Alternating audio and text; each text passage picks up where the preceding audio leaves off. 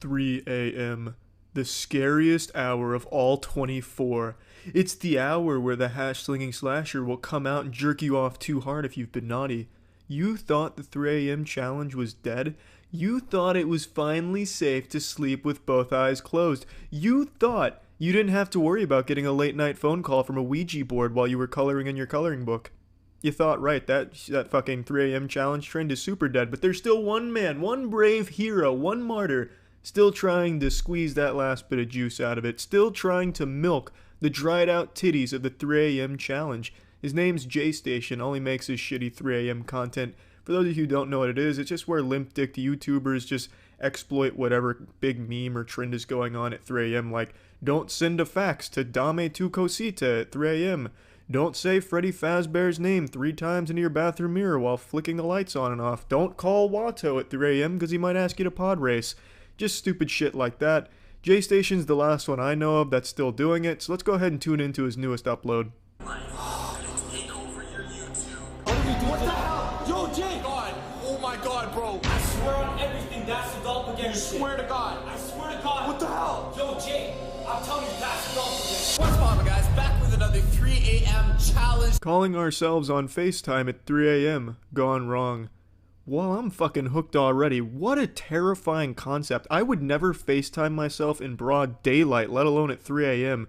Jaystation is a fucking fearless champion of lit savagery. 3 a.m. together, guys. Jordan was here with me on the first day that I FaceTime myself, and my doppelganger actually came to the house. Hey Jay, was it you or your doppelganger that got arrested at Disney? I didn't read the story or the reasons why, but when I typed your name on Google when I was trying to find out why your Twitter account got banned, this is the first thing that popped up. It's rumored if you call yourself at 3 a.m. on FaceTime, your doppelganger, aka your dark twin, will pick up on FaceTime and come for you. This actually works, guys. No, it doesn't. And what do you mean it's rumored? I've never heard that rumor. Where did you even find that? On the fucking scary ghost story campfire section on the Minecraft forums? And are gonna FaceTime our own phone numbers at 3 o'clock in the morning, guys. This is gonna be a banger. Let's hit 50,000 likes. The last video got 1.5 million views. Smash the like button right now. Smash that like button, lit fam. If this video hits 50,000 likes, I'll flex my asshole on video camera at 3 a.m. Never know what might happen there.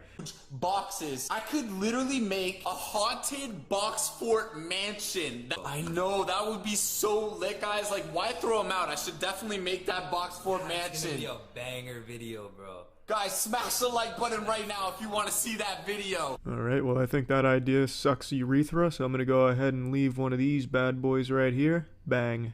Okay, so he's calling his own number, guys. Nobody call his number. Like, don't ruin his freaking phone number. Nobody call my number. I'm freaking scared, dude. It's keeping on ringing. Bro, this is crazy. Bro, guys, one time I sent an email to myself, my own fucking email address. I got it in my sent folder and my inbox folder. Shit was fucking crazy.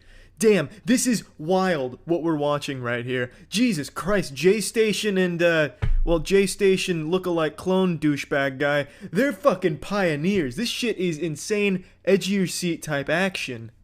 Are you joking right now? It actually worked? What the hell, dude? What the Why? Oh. Yo, I can't believe this is working right now. Oh my god.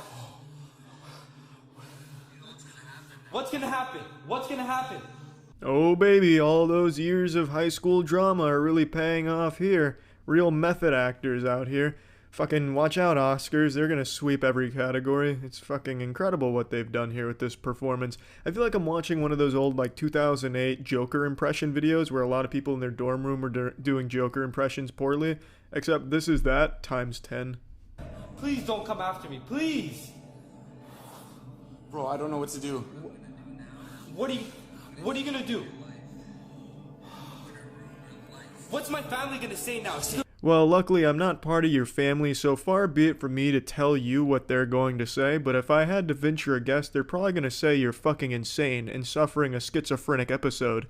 Yo, he hung up! What the hell? He hung up on me, bro! Dude, what the hell did we do? I knew this was gonna go wrong, bro. What do you mean you knew it was going to go wrong? Isn't this exactly how you would want it to play out? I'm going to go ahead and suspend my disbelief and pretend to be a fucking brain-dead 4-year-old here and accept that this is real. So at a conceptual level, didn't you want to call and have them answer? I don't think you wanted to call and have absolutely nothing happen. Oh, we're going to FaceTime our own number at 3 a.m. Oh, they didn't answer. Shit. Well, hey, remember to smash that fucking like button for the try. Okay, maybe guys, I'll call mine and I'll tell Jordan on the doppelganger world to not come. I'll just tell him we're sorry and try to get him not to actually come. Please. Shitty tattoos Danny Phantom over here with a bulletproof plan. I'll call the ghost dimension, the doppelganger world, and ask them not to come over, and I'll apologize. The fuck are you apologizing for anyway? Doppelganger world is probably boring as shit. You probably just made their night. Probably sucks over there, especially because they have to be your dumbass doppelgangers. They're probably happy as shit. There's nothing to apologize for. Yo, dude, we are sorry. Tell Jordan not to come, please. Oh my god, Jay.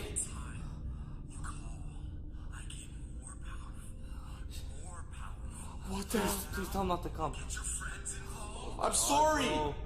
Oh my god. Tell him not to come.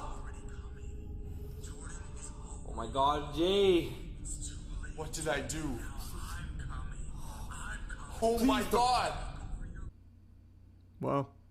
I mean, that has to at least be a little embarrassing to film, right? You have to feel some level of shame. Oh my god. Dude, he hung up the phone. What the hell do we do, bro? Bro, We shouldn't have done this, dude. I was sitting here for a good 2 minutes trying to figure out what those lines are going down the back of his ear. At first I thought it was like bird shit because there's a bird right to the left of it, but that wouldn't make any sense because the bird's not going to shit out of its mouth, and especially not that frequently like that. The only explanation that I came up with that made sense for the tattoo is that the artist must have dozed off while tattooing behind his ear and just made those lines as they were falling asleep. Yeah, it's still locked, bro.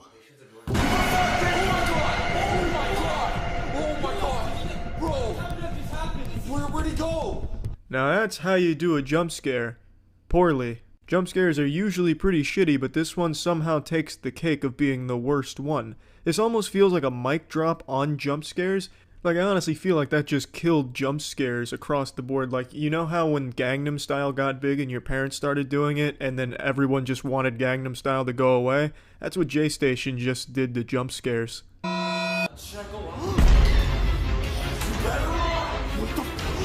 What the frick? I have nothing to say about that. I really fucking like that a lot. Fucking nearly fell over opening the door, trying to be like a scary doppelganger guy coming in. I can already look at like his script note. Well, I'm giving way too much credit. They didn't have a script for this clearly because the whole thing is just, bro, guys, man, banger, lit. It's the whole dialogue here, but I can already imagine like what they were saying. Like, how should I open this door? How can I make it scary? Okay, why don't you just, just open the door? Oh, okay, that's a good idea. I'll do that. There's a freaking knife. I got scissors. It's better than nothing, yo. If he gets through, stab him, bro. Stab him. I know that's me, but you gotta do it. Why do you have duct tape and scissors on your sink counter? You're up to some weird shit, Jaystation. I think the guy we're following behind the camera might actually be the doppelganger. I'm Jordan. I don't know who to believe, bro. That's the doppelganger. That's the doppelganger. Jay, you gotta believe me. Oh shit, this is quite a pickle Jay finds himself in. Quick, ask him questions only the real Jordan would know. Alright, tough guys, how small is my dick then? Whew, hope you were wearing your diapers, because you definitely needed that. Definitely soiled. Well, there's the 3 a.m. challenge. As you can see, it's still fucking awful. See ya. I just read something so ridiculous that I've been sitting here for the last like 10 or 15 minutes just stewing in my own filthy anger, almost in like this meditative state, just trying to process the absurdity of it. And this is a situation I'm not even involved in, and yet still it has managed to steam my vegetables, just because of how outrageous it is. This whole thing is so crazy, I just couldn't help myself but share it with all of you, so I hope you don't mind if I hit the dance floor real quick and bust it wide open for you here. So 2 months ago, some of you may have seen that Afroman posted this music video, "Will You Help Me Repair My Door?" This went viral on TikTok, Twitter, and YouTube as well, and basically it's Afroman making a song out of a raid that was conducted on his property based on narcotics and kidnapping claims, and it turns out it was completely bogus. They got nothing out of it, and they kind of ransacked this whole place, and he had cameras set up around his property, that recorded all of it, so he made a music video kind of teasing them about it. He made a catchy little jingle about the whole thing, and the title is about, you know, them breaking his door and breaking his gate and just going over the damage that they caused there while looking really silly. And now he is being sued for it. He is being sued because the officers were offended, their feelings got hurt, and they're claiming emotional distress.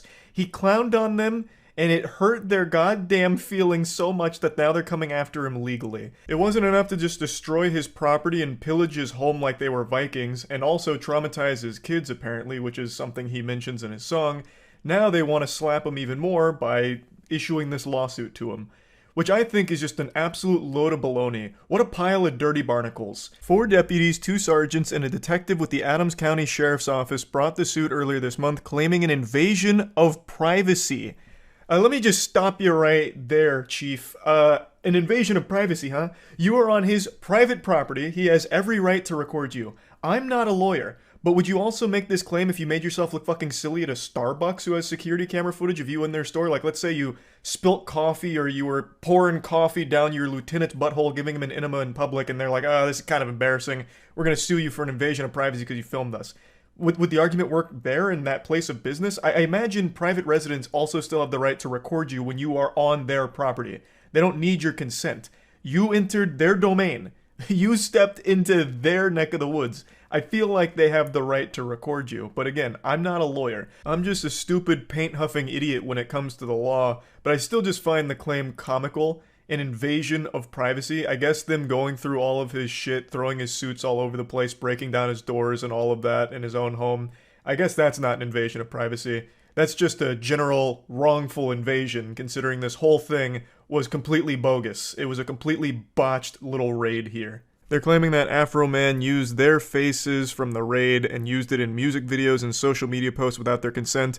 Again, I don't think he needed that, considering they're on his private property in the first place. But regardless, they go on saying it's caused them emotional distress, embarrassment, ridicule, loss of reputation, and humiliation. So these officers were born with glass bones and paper skin, huh? They can't take a few jokes on the internet. I imagine they're lying about this. I can't imagine they actually suffered any real emotional distress or anything. I don't think people were on the streets shooting spitballs at them as they walked by, pointing and laughing. Though they should, because they're fucking clowns for what they did here. I can't show the music video, but I highly recommend watching it. They look so fucking stupid in this thing. And it's all dog shit. Like, none of it was real to begin with here. It was just a completely failed raid from top to bottom. And they even had the audacity to disconnect his cameras when they noticed that the security cameras were on. It's just foul. Completely foul. I do hope they feel silly. But apparently, the silliness doesn't stop there. Maybe it's a humiliation fetish, because now they're suing him and making themselves look even stupider, which is crazy. I'll go ahead and boil all this down for you. The plaintiffs are seeking all of afroman's profits from the use of their personas. That includes the proceeds from songs, music videos, and live event tickets, as well as any of the money that he made using their likeness in his brand and other merchandise. And they're also looking for an injunction to take down the videos. Afroman made like an entire album's worth of songs around this raid on his property, and they all fucking bang. It is so amazing. Afroman absolutely crushed it with this whole thing. Literally turned into like a money-making merchandise music video, like empire, all off of this failed raid from them. And now they're coming to put their hand in his cookie jar and take all of that money away that he made from this whole situation. Afroman is attempting to countersue them for the undeniable damage this had on my client's family, career, and property. Law enforcement officers were acting on a warrant that stated probable cause existed that drugs and drug paraphernalia would be found on his property and that trafficking and kidnapping had taken place there. But it turns out that boogeyman was completely wrong. All of those suspicions turned out to be unfounded, and the raid failed to turn up any real criminal evidence, so charges were never filed. And in Afroman's music video, through the cameras, he was able to notice that some of the deputies may have seized some of his money. He was talking about some missing money that took place during all of this, and whoa, can you believe it? After a subsequent review by the State Bureau of Criminal Investigations, they determined that the deputies had miscounted the amount seized during the raid itself. What a silly little error that was. What a goofy little freak accident that was, that some of the money was just a little miscounted, and some of it went missing, I guess? Oh, that's odd.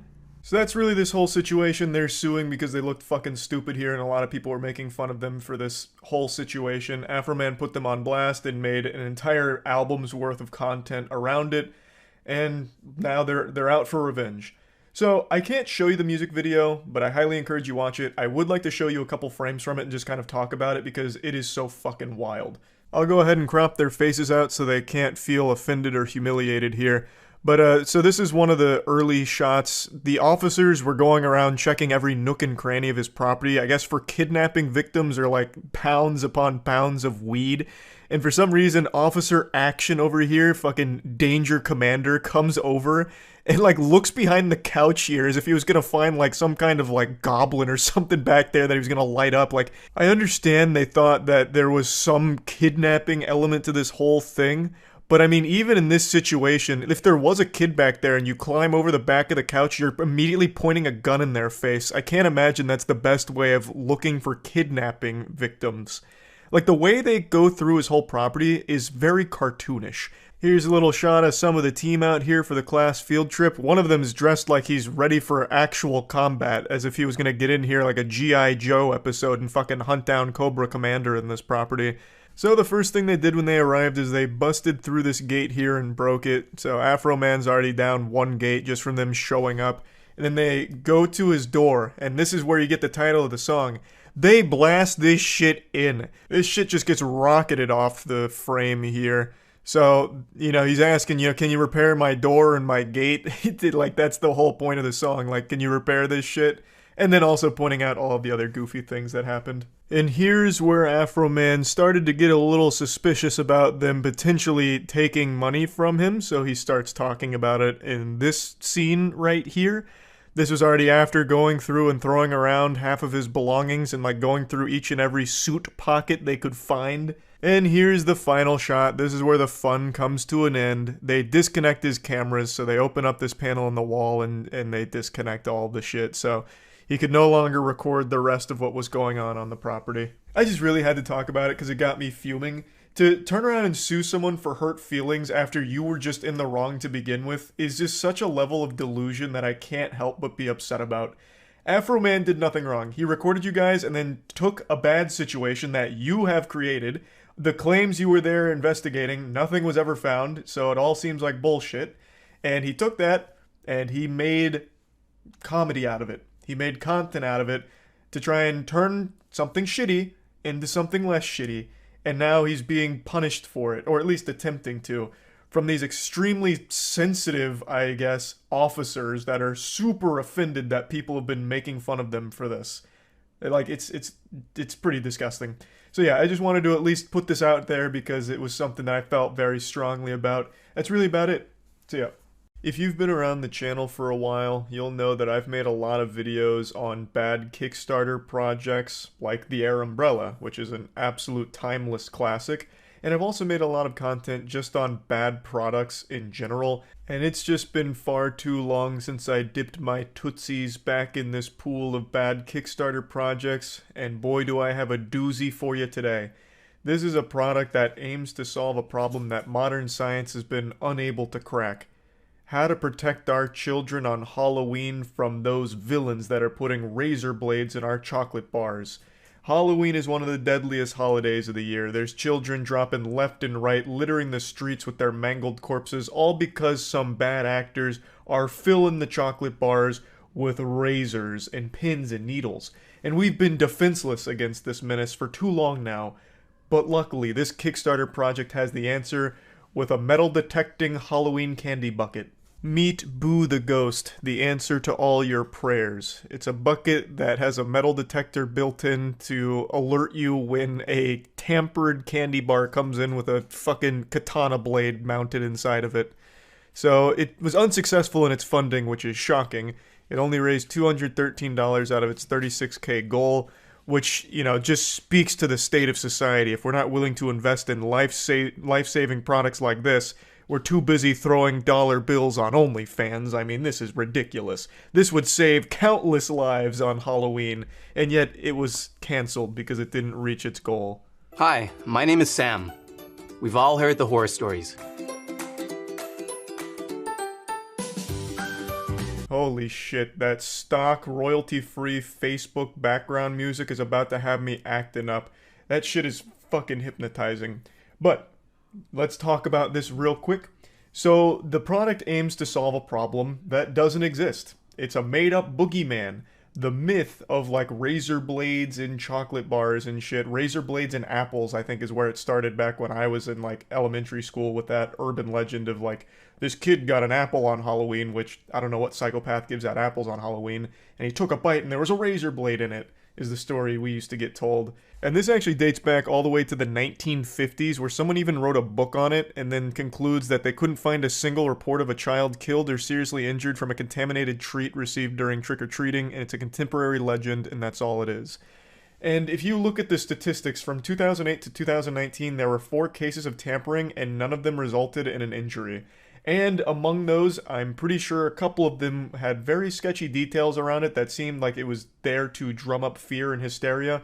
A couple of the articles he pulled up, one in particular with the Long Island 13-year-old who got like a razor blade in the Three Musketeers bar or whatever, that one had quite a lot of media hype and stir around it. No one was injured during it, but I have seen a couple of theories to suggest that this may have been planted there as more just fear-mongering. Though, of course, I can't fully state since I wasn't there and I don't know the whole situation. But once again, there's been no real cases of people tampering with Halloween candy that's led to children getting injured or killed from it. It's just a fucking myth. And also, if we're going to play ball with this whole idea of tampered Halloween candy, Boo the Bucket here is completely defenseless against drugs in the candy. I remember a couple years back there was this big hoopla about, parents, be careful with your kids trick-or-treating on Halloween. There's some scum that's lacing the candy with drugs.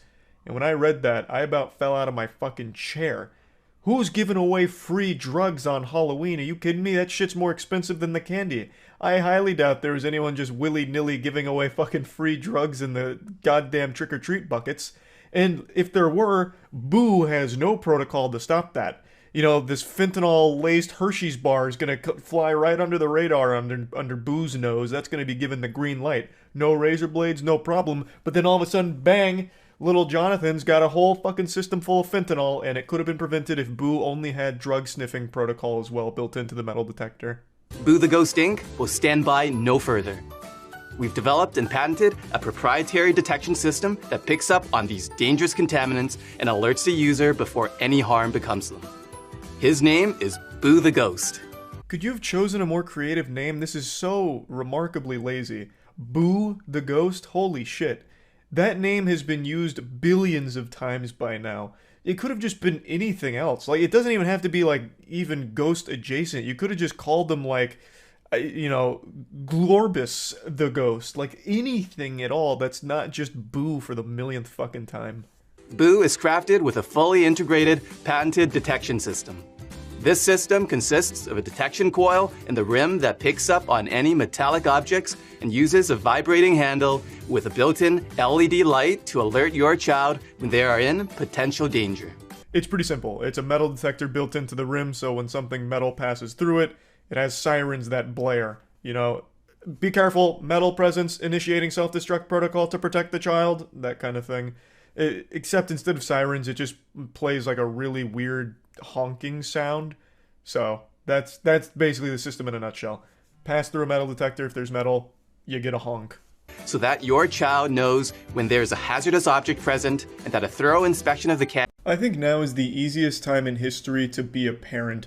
Back in the earlier days, you had to make sure your kid didn't fall off a cliff or get hit by a stray arrow, mauled by a lion, fall victim to dysentery on the Oregon Trail. It was tough to be a parent back then, but now I think it's super easy because you can just give your kid an iPad and let the internet raise them for you, and then get mad when your kid isn't exactly an upstanding citizen and blame everyone but yourself. But for parents that want to be a little more involved in their kids' lives, luckily there are some great departments that are offering invaluable knowledge on how to be the worst possible parent ever.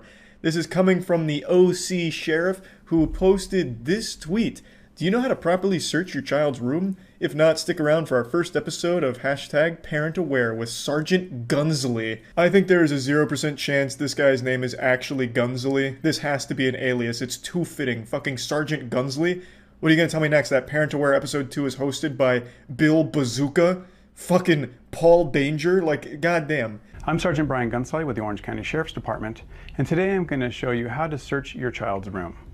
The first step is to remove the child, or the teenager in this case, from the room. You don't want them in the room because their protests may distract you from doing a thorough search. Hey pal, gonna need you to leave the room. Thanks, we'll talk later. This is the oldest teenager of all time. Dude looks like he's going on 40 years old. Like, who is this, Benjamin Button? Jesus Christ, dude's got like a thick 5 o'clock shadow. I like how he's immediately treating his son like a criminal, like, hey pal, I'm gonna need you to get the fuck out of here. I'm surprised he didn't like kick down the door, weapon drawn, like, get on the ground, I'm searching the room. And he just tases him anyway, just for the sake of it. Like, you're not gonna interrupt. It's important to search your child's room every once in a while, like I would say about every 6 months. Unless you suspect that they're using drugs or alcohol, then you're gonna wanna do it more often. He treats his household like it's boot camp. Alright, champ, it's time for your weekly room inspection. Go report to Corporal Hollow Point and give me 500 push-ups before you eat your green bean casserole.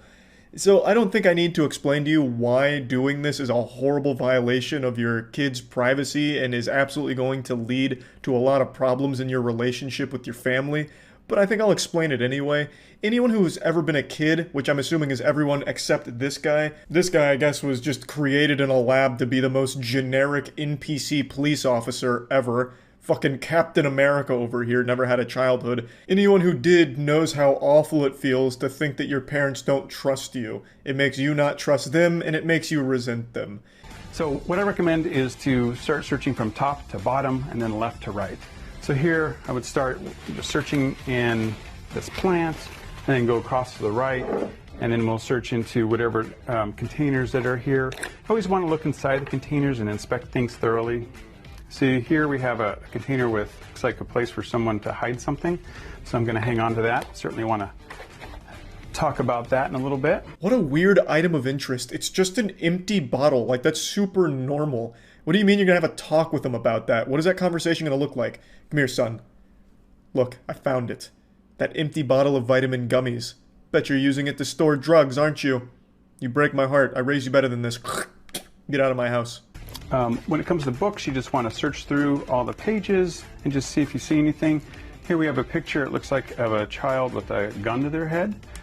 This may indicate that they're thinking about committing suicide. So that's something that we want to talk about with our child. Yeah, that sounds about par for the course. If my dad was like this, I'd probably have stick figure drawings of a gun to my head as well. If you're the kind of parent that's actually going to follow this advice and routinely kick their kids out of their room so you can thoroughly search it like you're looking for a fucking treasure map, you should go in expecting something like this, some cries for help to let you know that they're miserable. I also really like the background music here, the royalty-free Facebook shit. Really helps elevate the tutorial. So here we have something. This looks like a scale of some sort. So that could be used by someone who's maybe purchasing drugs or selling drugs. So that's something that's disguised. We'll hang on to that. Pretty fucking cool scale, but it makes it feel like this whole thing was filmed in 1998. Why the fuck would someone disguise a scale as a PlayStation 1 video game? You draw more attention with that than anything else. Like, that is some old school shit. Obviously, this is all set up for the tutorial here, but I like to imagine it all is real spur of the moment. Like, he just barges into his son's room, get the fuck out, I'm searching for contraband, and this is the result. So, like, in that case, I feel like his son is innocent, and Sergeant Gunsley's framing him, like he's setting him up. This definitely belongs to an older man. There's no way a kid who's selling drugs is disguising their scale as PlayStation 1 Tetris. No chance. But that does seem like something an out-of-touch cop would do to try and bust people undercover. You know, like just parading around. I do love these video games, am I right, kids? We love Tetris and PlayStation, right? Oh! Heroin just fell out. That's super weird. No one's a cop here, right? Like, you guys wouldn't want to buy this, would you? Looks like a container of some sort. Let me see what's inside. We have hidden in here, we have some, looks like marijuana. So I am going to hang on to this. We're going to have a little talk about that. Some teens use this to get high. They can use this as a huffing device. So if you have dust off or any type of computer duster in the room, we want to remove that because that could be used as something dangerous and that could be deadly. Imagine Sergeant Gunsley just hits a mean whip it on camera. Kids use this to get high, and so do I. That'd be fucking great. Now, this is the first thing he's done that seems reasonable to me. You know, keyboard cleaner is very dangerous. You don't want that anywhere around your kids. And I just don't think he went far enough, because there's a window right there. That's extremely dangerous. His kid at any moment could throw himself through that window and kill himself. So I think he needed to put some bars on the window to keep them safe, and maybe even pad the walls a little bit, because we don't want him to like hit the wall kind of hard and hurt himself. Just, I think we should start taking a little more inspiration from the isolation units at prison in order to keep our kids safe. If your first thought upon going into your kid's room and seeing keyboard cleaner is, oh my god, they must be using this to get high, then you have already utterly failed as a parent and something has gone awry.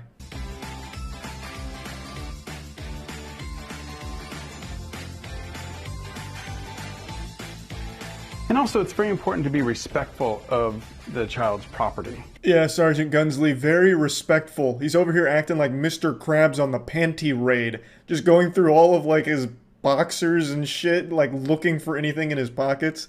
Yeah, that's the first thing I thought of is, wow, look at how delicate he's being. Here we have some more clothing. Looks like everything's okay there. Oh, I have a pipe hidden inside some socks.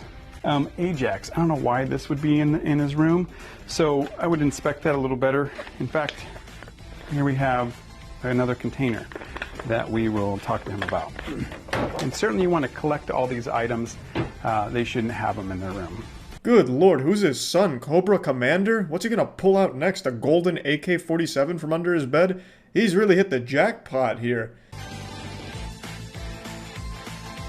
And here I have a couple of little baggies. It looks like they may have had some drugs in them or something at some point.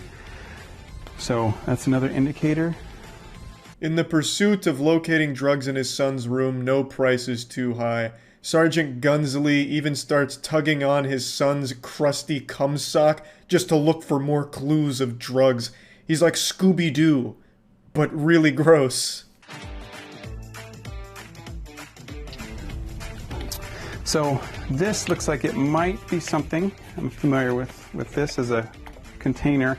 So this is something that people can buy online, these hidden compartments.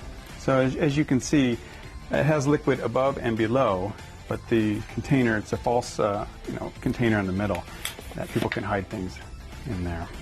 This part really just felt like an ad for that Mountain Dew secret container there.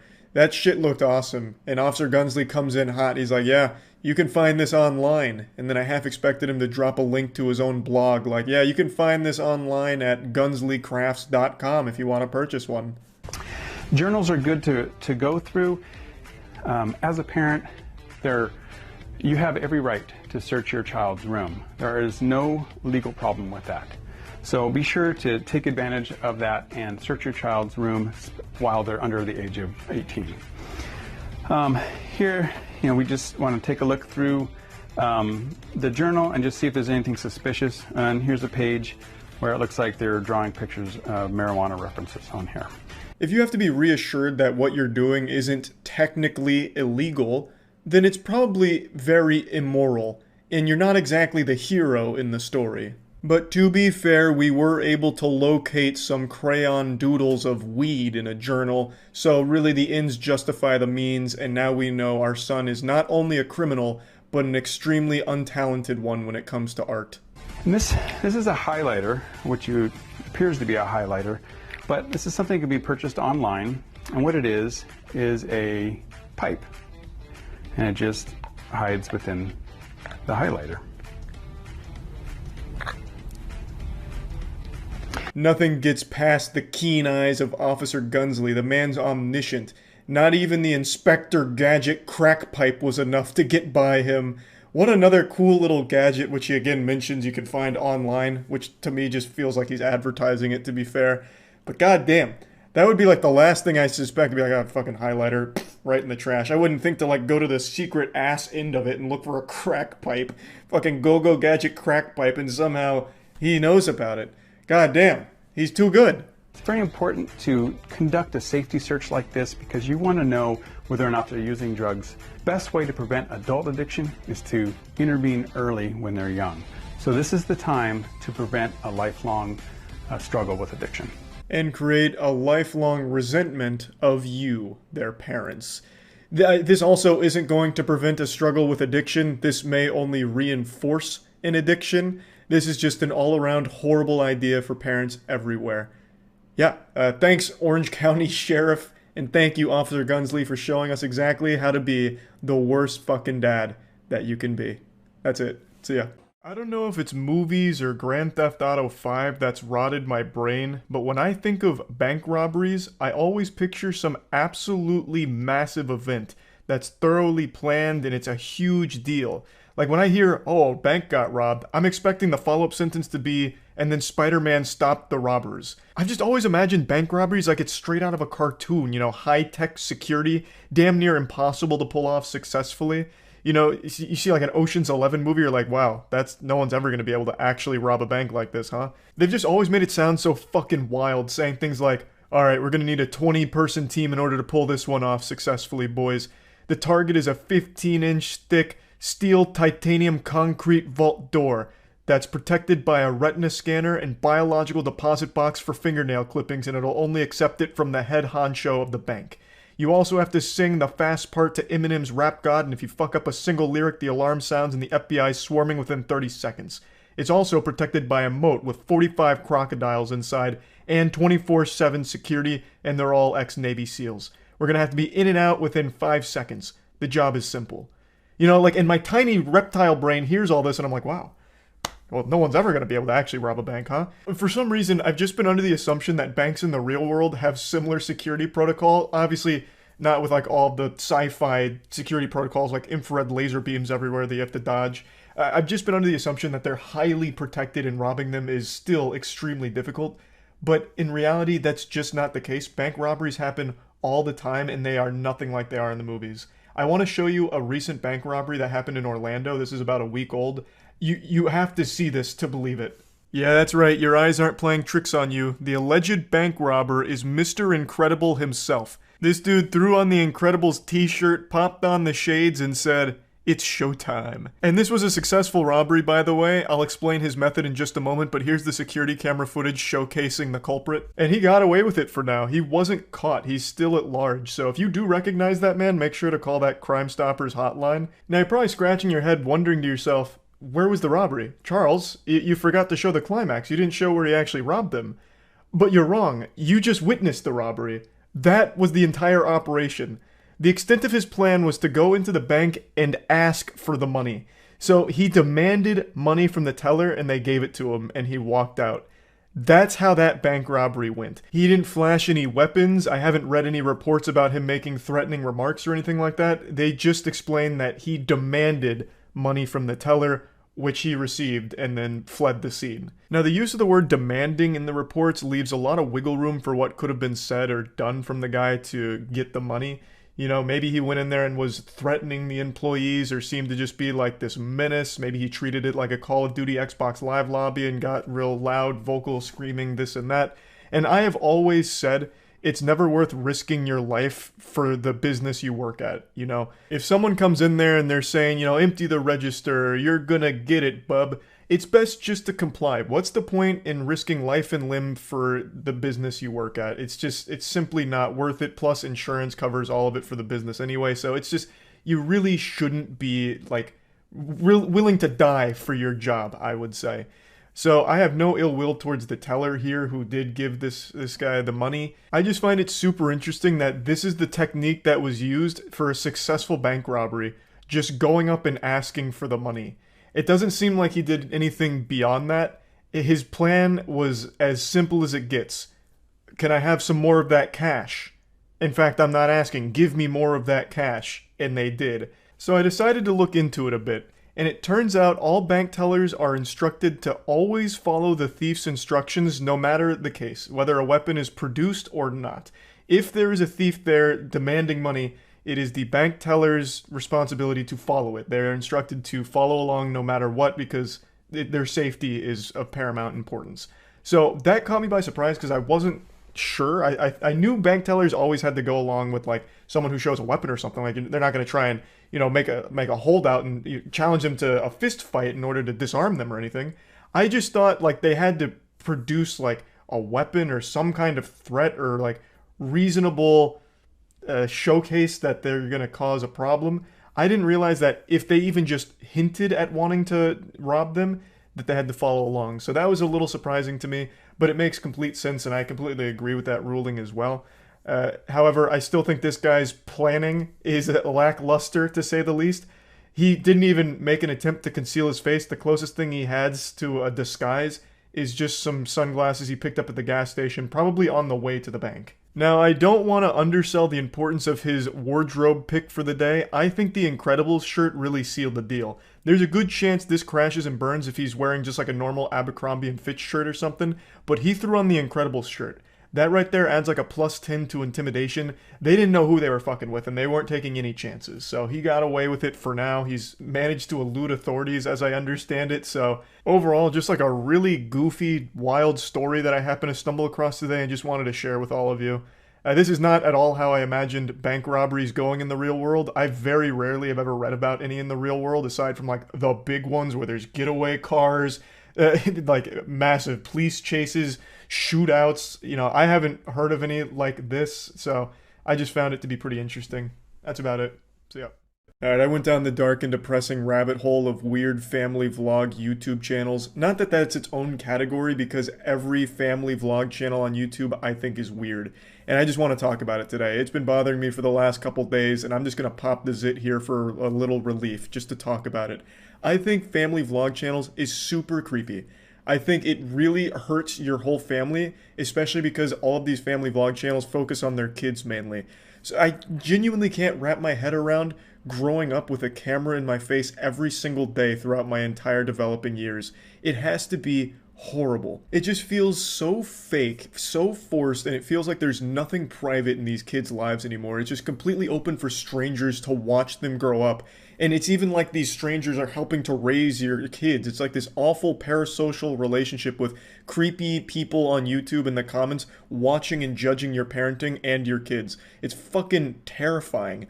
Like, I remember one time when I was 8 years old, I got naked and put my wiener on a pile of dirty laundry and then pissed all over it.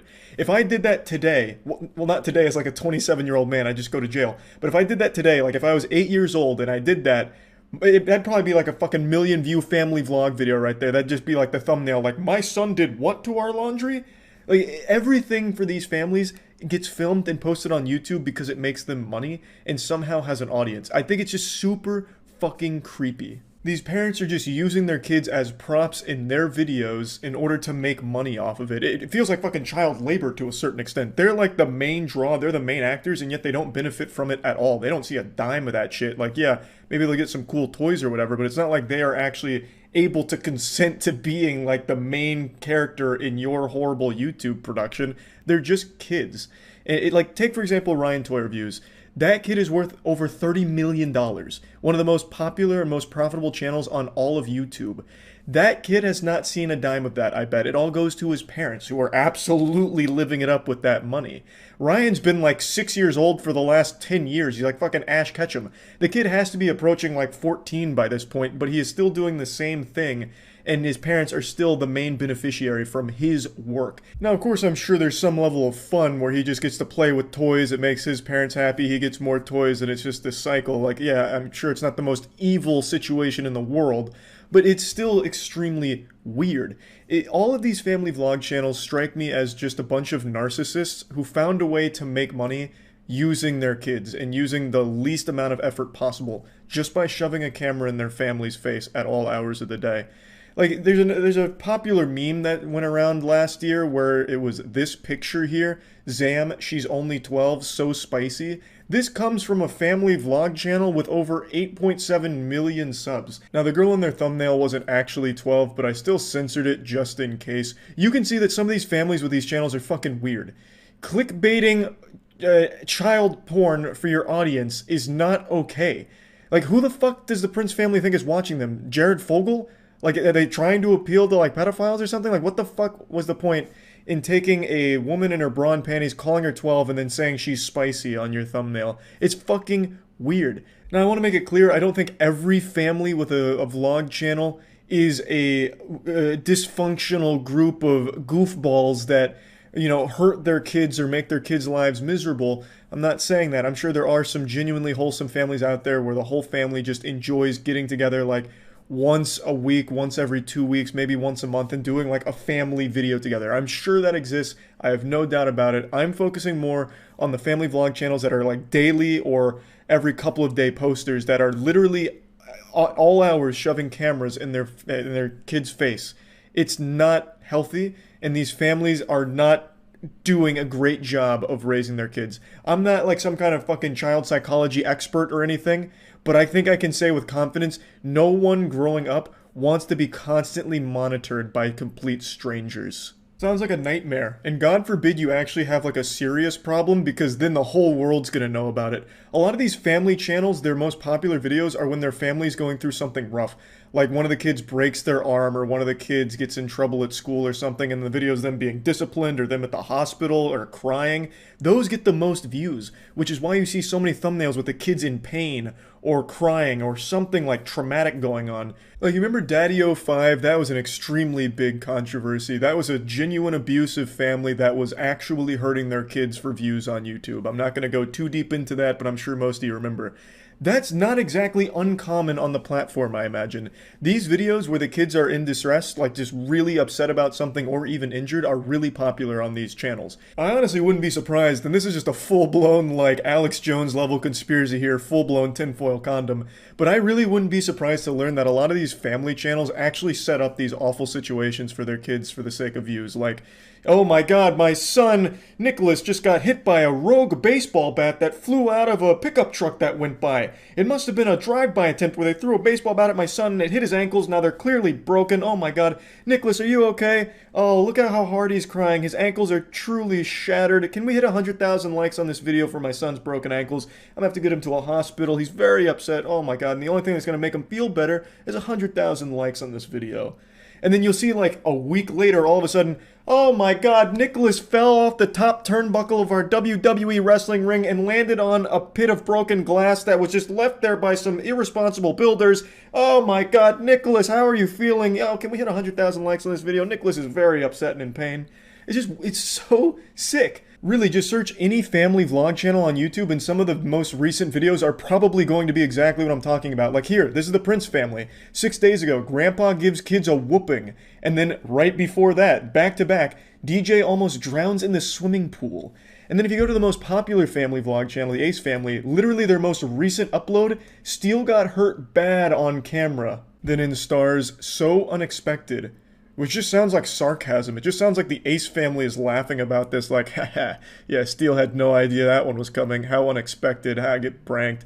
You know, like, it sounds like they're actually celebrating that Steele got hurt here, because it meant more views for them. And then if you go back a little bit more, the dog bit our baby, scary moment. Like, a lot of these videos, and it really doesn't take long to find them because there's so many on all of these family vlog channels. It's like they really, like, start pumping their fists like, yeah, my kids got hurt. There's gonna be big views. You can find so much of this. So it's not even like wholesome families doing wholesome shit. It's these really sick families celebrating and capitalizing off of traumatic experiences of their children. Like, just imagine, you can't even cry or get hurt without your parents filming you. That's an actual nightmare. And then it gets posted online for everyone to see. Your classmates might see it. Like, you just grow up in the eyes of complete strangers.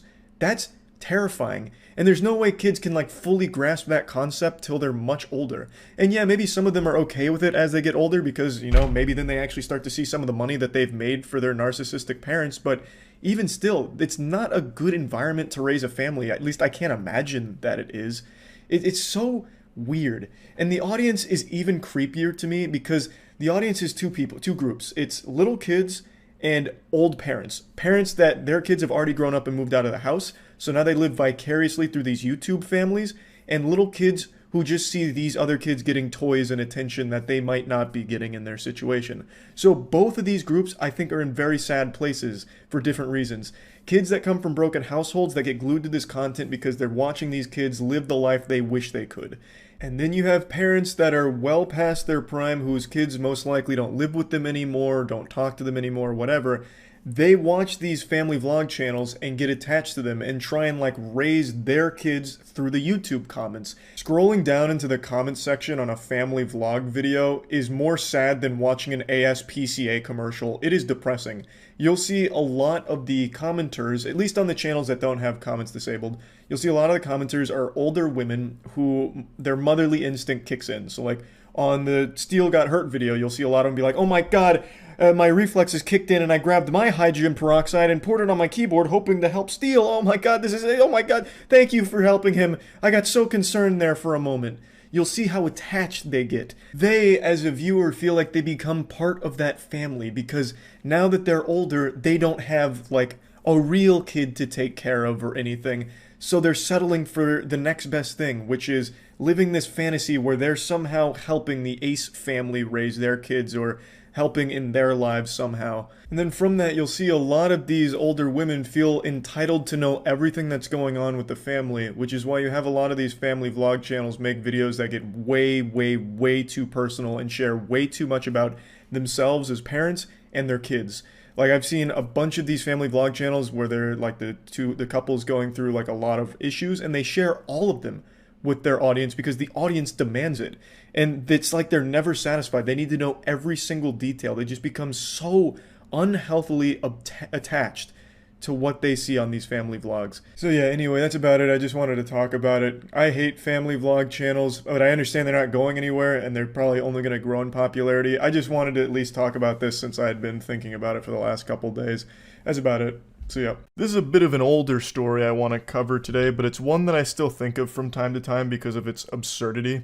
It's vintage, 2021, which in internet years is prehistoric basically. It's fallen out of everyone's consciousness, and I need to do my due diligence to put it back, because man oh man is it a weird one. So let's dive in.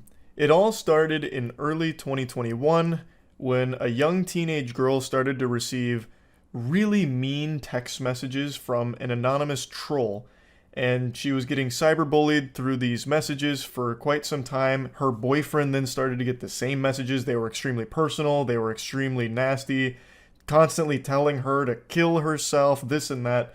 And the mother got really upset at this because obviously, who wouldn't? Her daughter is being harassed by some weirdo degenerate. As I imagine any good caring parent would do, they see this kind of behavior and they start rolling up their sleeves, giving them one of these, why I oughta when I find who's behind this. So she starts to launch an investigation and work collaboratively with authorities to find the culprit.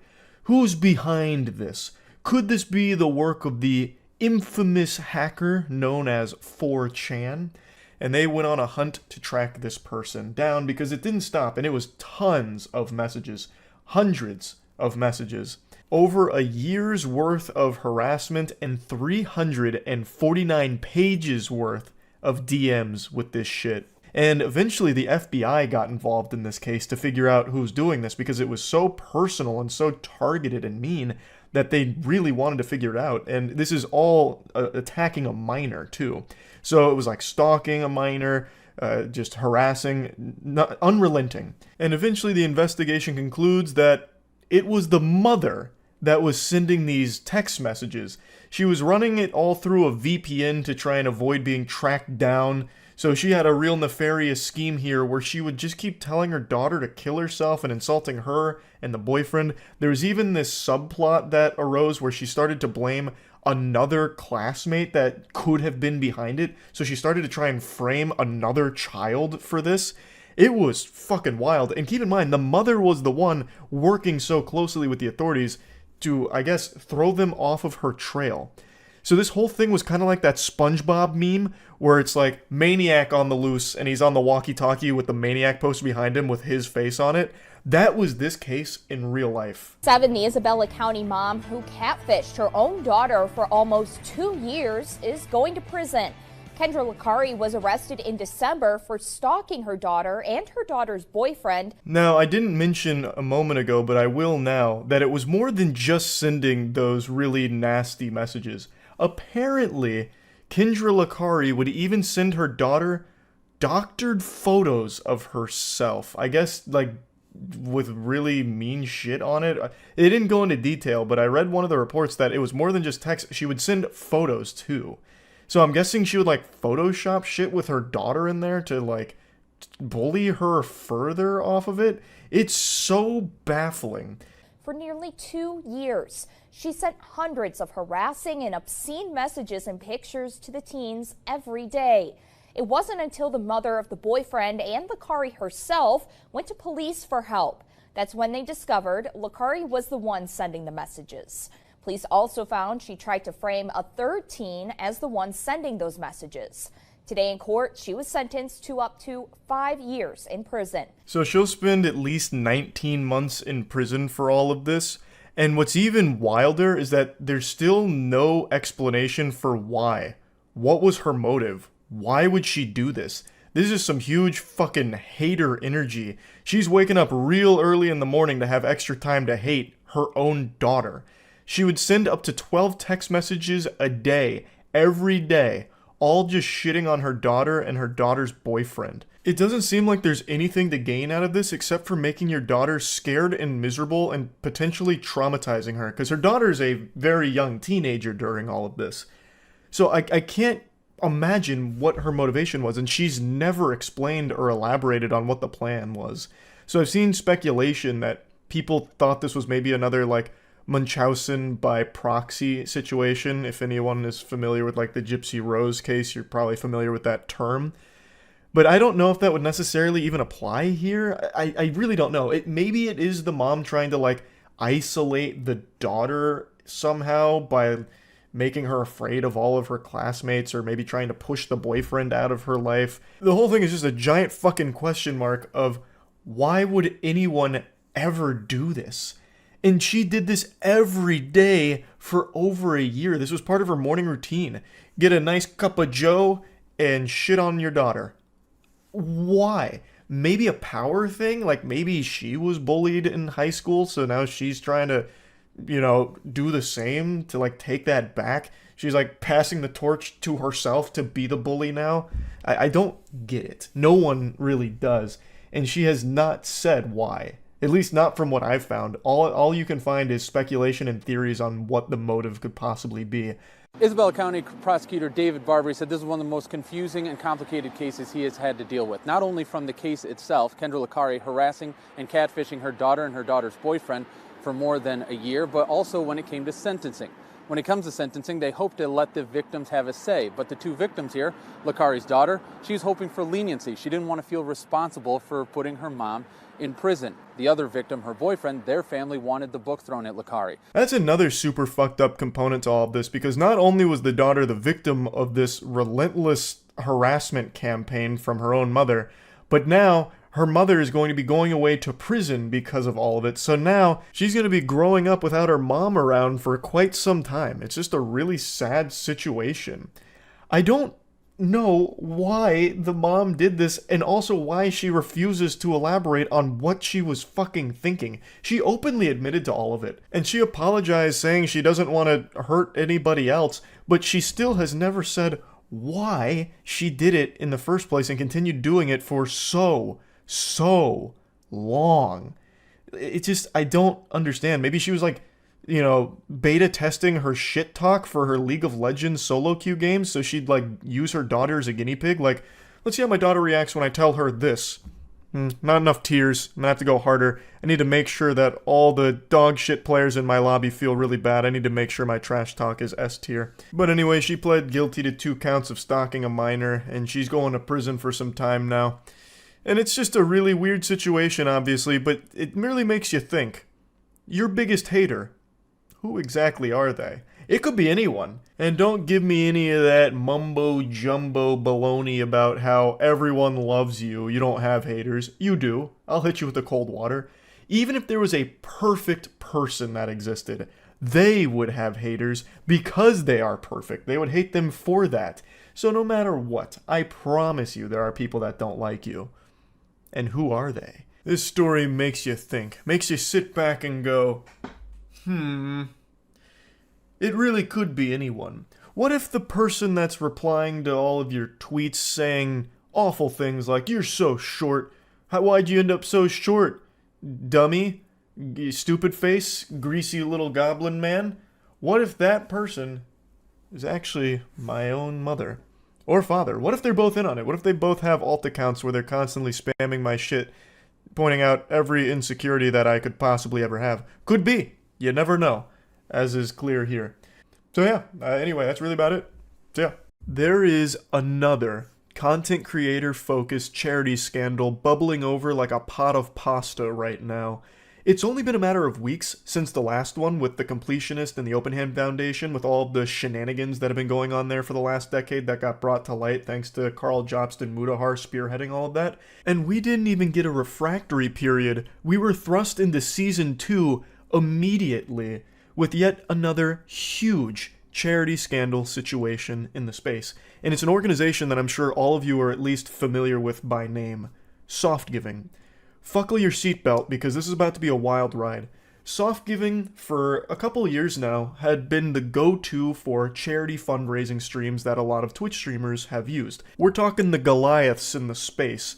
XQC, Hassan, OTK, the list goes on with people that have used Softgiving to raise money from their community for a good cause. And there was a lot of really great events that were run that used Softgiving, raised a lot of money for some amazing organizations, and it all seemed like blue skies, smooth sailing, sunshine, and rainbows.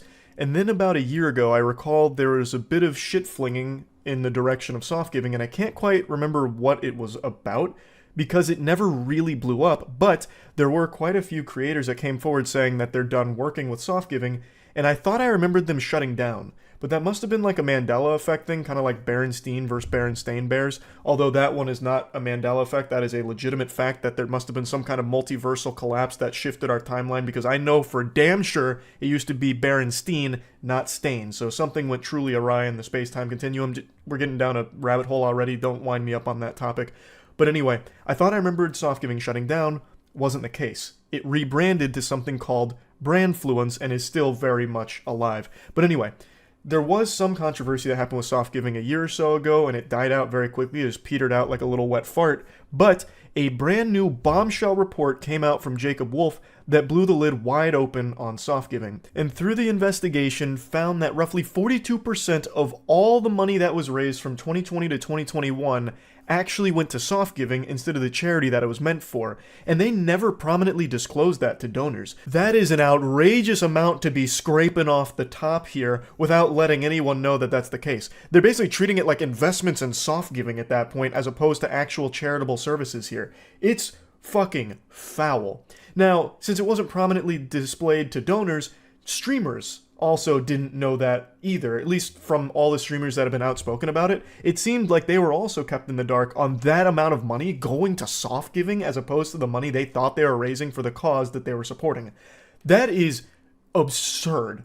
42% is not the industry standard, as shocking as that information might be to hear. There's no reason Softgiving should be taking that much money, but they're basically just for profit. They're not actually there for the charity, they're there for the big fucking paycheck in their pocket, it seems. Allegedly. So let's strip this down to its birthday suit and weasel our way into its bare butt cheeks. What is Softgiving? Softgiving is fundamentally just a middleman in this equation. So let's say I wanted to do a fundraising stream right now for an organization that will help me get taller.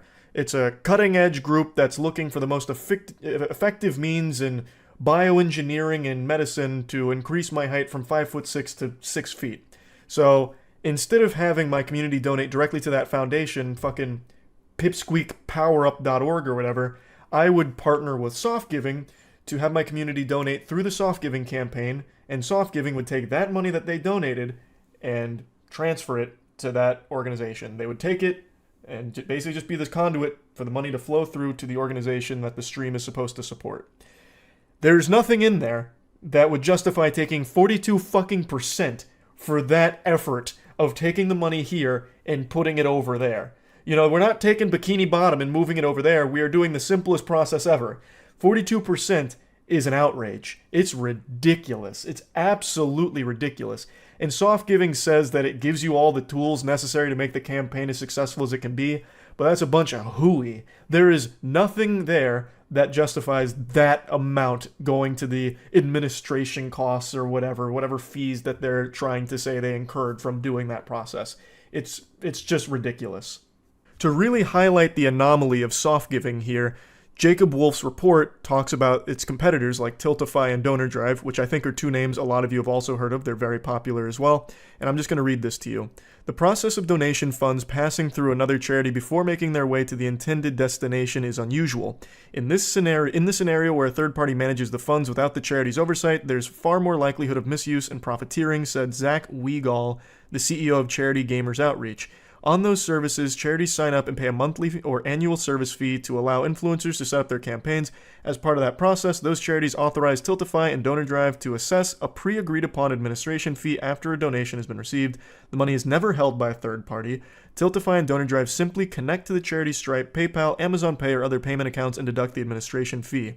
On top of its service fees, Tiltify, for example, charges anywhere from a 3.5 to 5% fee, according to its CEO, Michael Wasserman, making the sum of fees that cut into the total donation approximately 10% for most charities.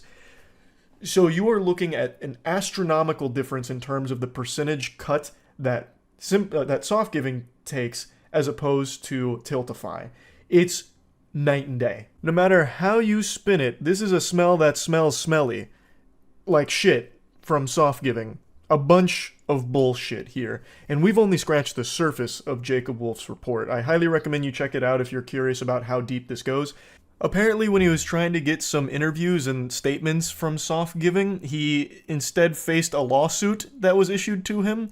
So apparently, he was sent a letter written by the attorney representing Brandfluence, aka the new Softgiving, I guess, that demanded they don't publish this piece. But then he said, we believe in investigative journalism and our First Amendment right to freedom of press. So Jacob Wolf ended up publishing it anyway, even amidst this lawsuit that he was issued. So big W move there because I think this is important information. It is always extraordinarily scummy for anyone to take advantage of others' kindness. Charity fraud and charity scams, alleged charity fraud and charity scams here, are the lowest of the low that you can possibly sink.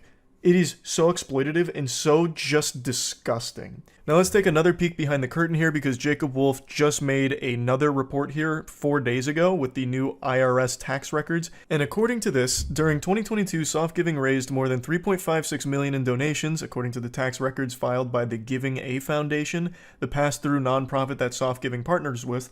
Around 1.92 million of that ultimately went to the intended charities. Nearly 1.65 million, roughly 46% of that money went to Softgiving in fundraising expenses, the tax records show. Softgiving, more like not giving, 46%? That is downright dirty barnacles. Allegedly. Or even, is it even allegedly if it's public tax filings? But allegedly, I'll just say it to be safe anyway, they seem to have their finger on the trigger of lawsuits. They seem to like to toss those puppies out willy-nilly. So might as well play it safe. Alleged. That's not okay. That's not good at all. Now, another thing that came out in Jacob Wolf's report is that Softgiving would also pay streamers to do charity streams. That information isn't new, and it's not exclusive to Softgiving. I saw a lot of people did talk about that, and it created a bunch of buzz. But that's actually a conversation that's been had even a few years back. There are sometimes events that are run that will pay a streamer to be the face of it and raise money for it. And that's always going to leave a sour taste in people's mouths, understandably so, because if you're a streamer or a content creator that's raising money for a charitable cause, the impression is that you're doing it from a genuine place of care and wanting to help, as opposed to it being some kind of paid brand partnership, because it doesn't seem that sincere anymore if you're getting paid to do it. In that case, why are you paying the content creator? You could just take that money that you're going to pay them and put it into the charity itself, you know what I mean? And if the content creator really does care, they'd run the charity stream with you, is how I would personally view it. I feel like doing paid charity streams is just never going to be a good look, but again, that's not something that's exclusive to Softgiving or this report. That is something that's been in the industry occasionally for a long time now, unfortunately. That's also a debate that's been had a lot over the last few years since that information became more public knowledge with paid charity streams. I think one of the main arguments in support of that practice was people saying that without a content creator spearheading it and like taking charge of it, it wouldn't have as many eyes, thus wouldn't raise as much money for the charity. And I get that perspective, like that makes sense, but it's still just not really a good look to get paid to do a charity stream, because that money that you're getting paid could very easily just go to the charity as well. I just feel like when it comes to raising money for a good cause, it should come from a good place as opposed to like a transactional thing. But that's just my personal view on it. I don't think paid charity streams are a great thing. But anyway, back to Softgiving and how much they take out of the cookie jar here. So, with all of this coming out from Jacob Wolf's report, a lot of streamers have been questioned by the communities wondering, well, how much did you know and how do you feel about this? And from everyone that's talked about it loosely so far, it seems that the common sentiment is they had no idea that Softgiving operated this way. It seems like streamers were just as surprised to learn this as everybody else, because it wasn't something that was common knowledge that Softgiving was taking this much behind the scenes. I think even the streamers that may have been paid to do campaigns probably also didn't know either, because I don't think Softgiving would disclose that internally either, because they have to know how shitty of a thing that is, which is why they try and keep it this secret. Alleged secret. So that's kind of what I think. Asmongold on stream said that they're engaged in a lawsuit with Softgiving over all of this, with this whole massive controversy and charity scandal. So I guess we'll have to wait to hear more information about how that goes and what the lawsuit will entail. But regardless, this is a situation where everybody loses, especially the donators who gave their hard-earned money to a cause they thought was great, and definitely is a good cause for most of these fundraisers, but were absolutely fucking scammed, alleged, scammed by Softgiving by not properly disclosing how much money they were taking. It's a tragic thing to exploit people's kindness in that way, especially when it comes financially. You're not only just taking advantage of people's willingness to help others, you're taking their money on top of it too in this pursuit of trying to help others. It is as low as you can fucking get. So I wanted to just put this on everyone's radar here. I highly encourage you to read Jacob Wolf's report on this for a far more detailed breakdown of everything. I gave you like the bare bones cliff notes of all of it. It is some scummy shit. So just wanted to talk about this a little bit. I am very curious to see what other streamers will come out to talk about their experience with Softgiving, if they choose to, or if this is going to be something that's mainly going to be fought with lawsuits behind the scenes, which is also entirely possible. But we'll just have to wait and see. But anyway, that's about it. See ya. By golly, I tell ya, these YouTuber super roast battles from Def Noodles are the gift that just keep on giving. But unfortunately, I've been caught in the crossfire and now it's my cheeks on the grill getting cooked. They got me strung up like a pig being rotated around an open flame because of my video from yesterday, where I talked about how at the most recent Super Roast battle, Def Noodles assaulted a man. The whole video is just spent me making fun of Def Noodles, but I've been called out for getting something wrong in regards to the person who got pushed. Now, I will fully admit I didn't know the whole context of the person who got pushed. I assumed it was just another audience member going up there to deliver a roast, as we saw in the last one, but apparently there's a very deep lore between him and Def Noodles, and it's so deep that it makes Tolkien's work look like creative writing done by a child. There's so many twists and turns with so many layers to this onion, it's remarkable.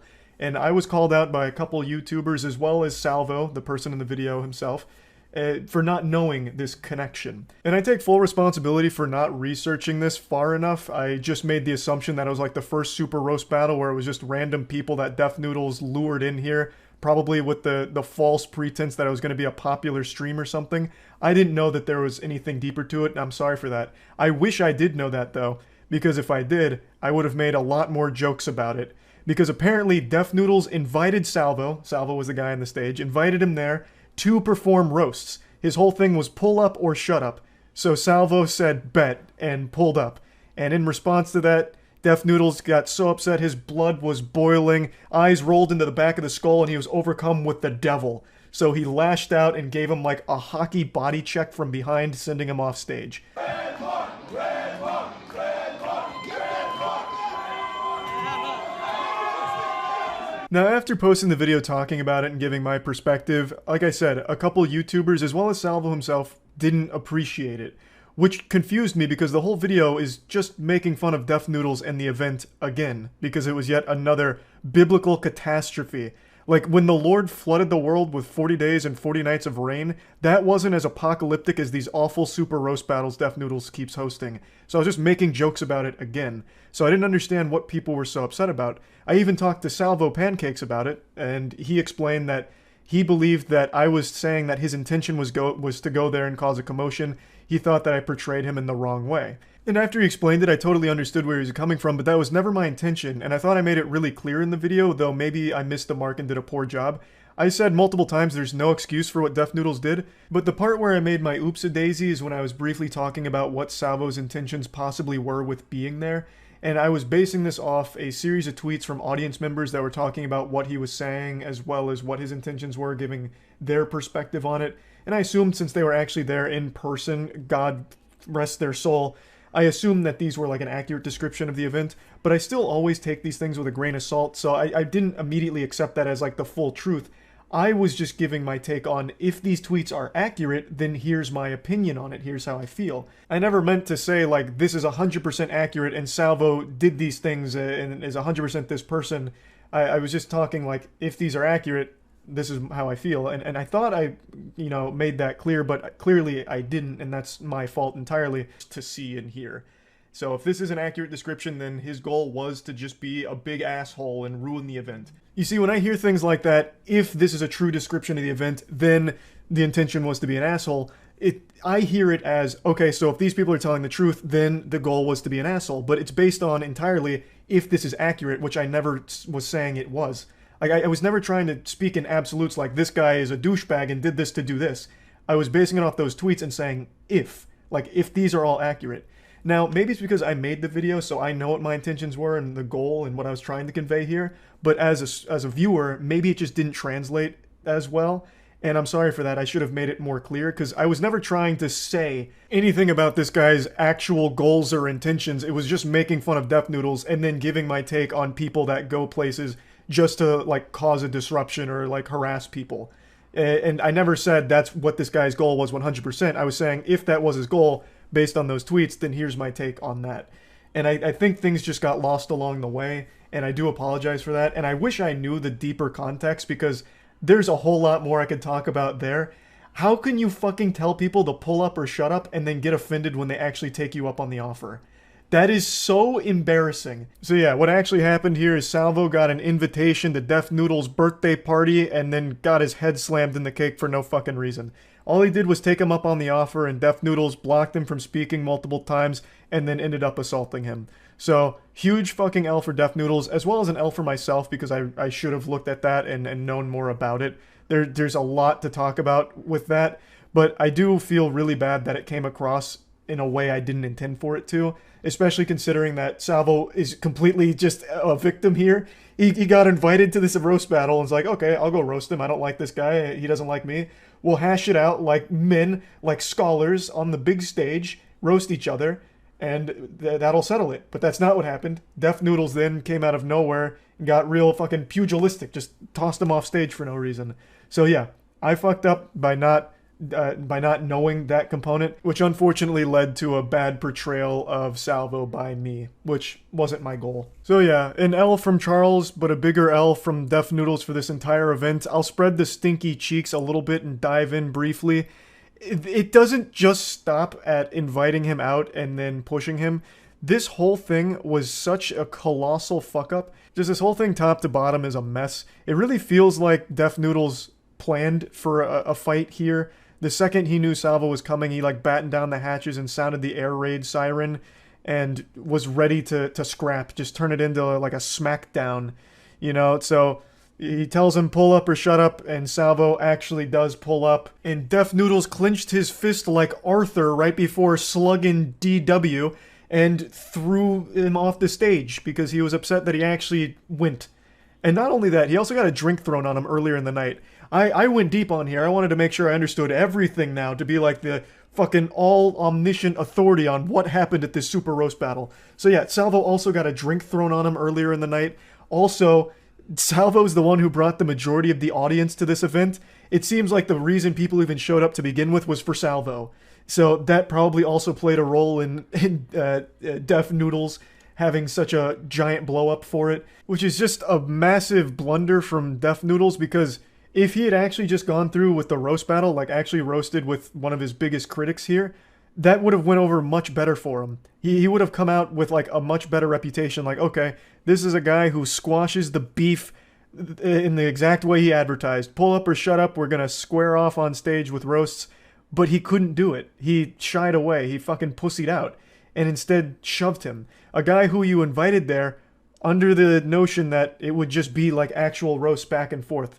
But instead it became like fucking trial by fire, combat, which no one was expecting to happen. So I can't believe this shit keeps happening at these roast battles. I don't even know where the next one's going to be held. The next one might legitimately be held in some kind of underground octagon fight arena. You know, like you'll go from Def Noodle Super Roast battles to watching cockfights next door. Like, it just feels like it's just now become like a fighting circuit. It's crazy. It's just absolutely crazy. But again, overall, I just want to apologize to Salvo as well as anyone else that got the idea that I was trying to say something about him that I wasn't. I never meant to portray him in any negative way or try and explain what his intentions were. That wasn't the goal with the video. I was just joking about the event, and I made a mistake along the way. So hopefully that clears everything up, and how joyful it was to learn that this event went even worse than I thought it did. That's really about it. So yeah. What's worse than being a loser? Being cringe. These are two very powerful forces of shame. Loser and cringe. But what would happen if you combine these two elements, put them together? Well, Buster, the product of that fusion dance would be Nico D'Ambrosio, a turbo loser cringe specimen, the likes of which this world hasn't seen in many, many moons. Nico D'Ambrosio is a Chicago man who's currently suing 27 women because they didn't enjoy the dates he took them on, and they dared say that to each other in a Facebook group. A private Facebook group, mind you. And Nico, with steam coming out of his ears, said, "This cannot fly in a civilized society. Every woman should be enamored with me, and only have positive things to say. Thus, I'm taking you to court, heathens." That's exactly what he's doing. Man, a Chicago man has taken out a defamation lawsuit against 27 women. One man and multiple social media platforms are finding negative posts. One man and multiple social media platforms after finding negative posts about him on the "Are We Dating the Same Guy" Facebook group. According to WXYZ ABC Chicago, 31-year-old Nico D'Ambrosio is suing up to 30 women for sharing negative dating reviews on Facebook group "Are We Dating the Same Guy?" He claims that the negative reviews started in November and these people made false and defamatory statements about him. The lawsuit included screenshots from the Facebook group describing Nico as very clingy, very fast, and claiming that he flaunted money very awkwardly and kept talking about how "I don't want to see his bad side." Oh my god, he hit him with the Hulk. "You won't like me when I'm angry."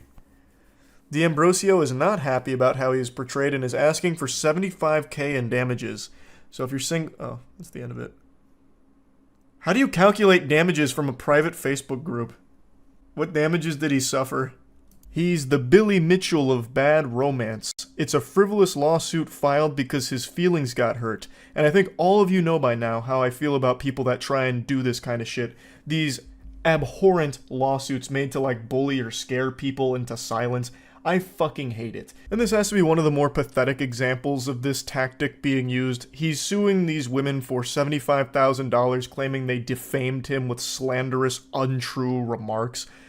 And it hurt his reputation, which is why he's seeking so much money in return for it. But it's a private Facebook group, you goober. Your lawsuit has done significantly more damage to your reputation and put you in the spotlight. I would have never heard of you. Most people would have never known who you were had you not done this ridiculous lawsuit. You pitiful, whiny little worm. Douchebag. It's ridiculous. So what happened is, a group of women that had dated Nico or met him, gone on dates with Nico occasionally, all talked about it in a group chat called "Are We Dating the Same Guy?", which is a private Facebook community that's supposed to talk about women's experiences with a particular individual and just go over like maybe some of the red flags that they encountered on their date. And it's just them going over their experience. That's it, in a private Facebook group. And with Nico, they were saying things like, hey, he got very clingy very fast, or the date just was unremarkable, or he ghosted me. It was never anything mean or slanderous or anything like that, and it was never even fucking publicly put out there. Nico went out of his way and found it and got so hurt and offended that he issued this lawsuit. So he now put all of this in the public eye. So now his face is on it like a fucking wanted poster in One Piece with a 75,000 berry bounty on him being a goddamn cringelord. All because some women that went on dates with him didn't really enjoy his company. Mentioning those things that I briefly touched on, but then also saying that he would talk about money pretty quickly and flaunt it or whatever. From everything I've seen, it's just super tame stuff. But even if they were being brutal about it, like, man, Nico is a real cuck. This guy was terrible. Our date sucked. Worst sex of my life. I couldn't imagine a man worse at sex than Nico. They can still say that. You still can't sue them for giving their opinion on how the date went with you or anything like that. That's still completely fine. They're not going out there and defaming you or slandering you. It's a private Facebook group. They weren't going out there making fraudulent claims about you, saying things like, Nico evades his taxes, Nico is an animal abuser. They were just sharing their opinion on you and the date, which they are totally well within their right to do. It's completely legal. The same way it's completely fine for me to say that you are a loser. I can say that. You can't sue me for calling you a loser and insulting you. It's not defamatory. You are a loser. We met organically in Chicago 2.5 months ago. Very clingy, very fast. I think that's what we just read.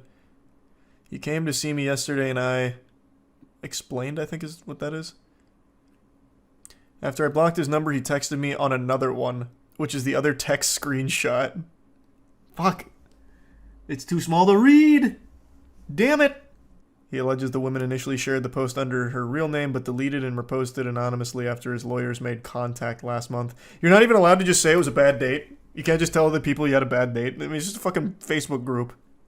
I matched with him a month or so ago, but convo never went anywhere. I went out with him a few times just over a year ago. He told me what I wanted to hear until I slept with him, and then he ghosted. I'd steer clear.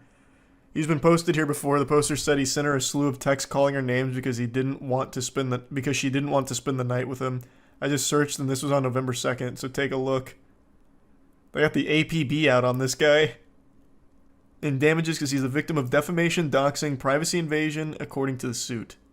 The defendants broadcast their outrageous, cruel, and malicious lies about the plaintiff with knowledge that the statements were false or with reckless disregard as whether or not they were true.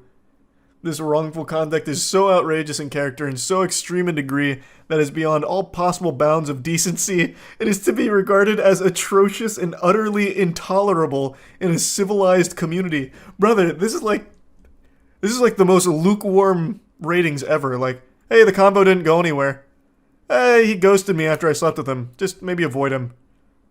Like, what the fuck? They're not even being vicious or anything. They're just like, this was my experience. I didn't really like it. And he's like, no! No! My pussy is ruined! There's a tier 1 Kraken. I wonder if he'd sue me.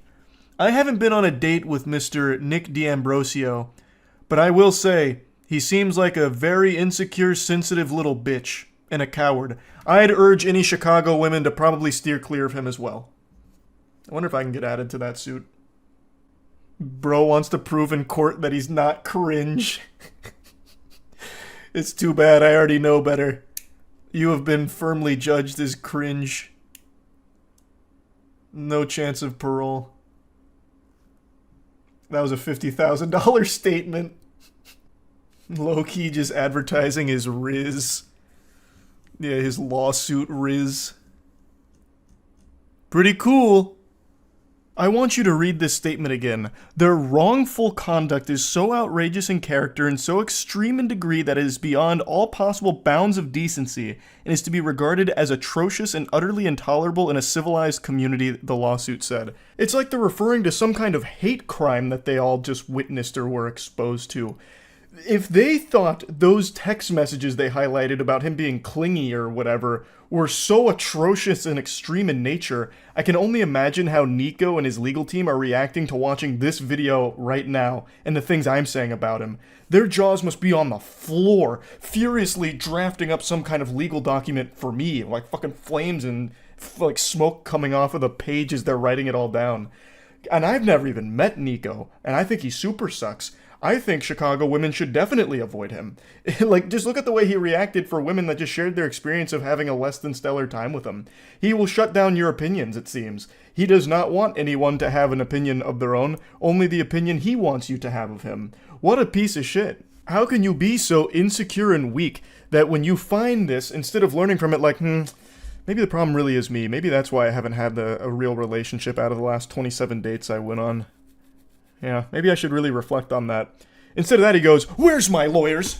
Do you see these mean words they're saying about me in this group chat? They called me clingy. Me? They called me clingy. Come on, we ought to sue them. 75 grand, maybe, at least? Like, that's probably how much my tears are worth." I also can't help but appreciate the delusion from the rest of it, too. Saying things like, thousands of men have been potentially defamed by members of the group via these online publications and remain entirely unaware of the attacks on their character as a result of the social media group's private status and heavily moderated members list, the suit says. Can you just wrap your head around the ridiculousness of that statement? They are openly saying that it is private and heavily moderated, and that the individuals that are being talked about there are most likely entirely unaware. Because this is basically just a tight-knit community discussing their experience privately with each other. It's no different than a break room conversation with coworkers talking. You can't sue someone for a conversation they had privately with others about you. You are going after people for their opinion of you. They are not defaming you or anything like that. And since it's not public, they're not even bringing awareness to you being a weirdo. They are just talking privately with each other about like, hey, listen, this guy was kind of shitty. I didn't really enjoy it. Like, that's it. So if you match with him, just know I didn't have a great time. Maybe you will, but here were a couple of the red flags I noticed. That's totally fine, totally reasonable. There is nothing wrong with it, and this guy is still crying. It's crazy. And the lawsuit's trying to make it seem like it's some kind of almost noble cause, like this shadow organization working in secret has been defaming thousands of men for so long, and the men don't even know it.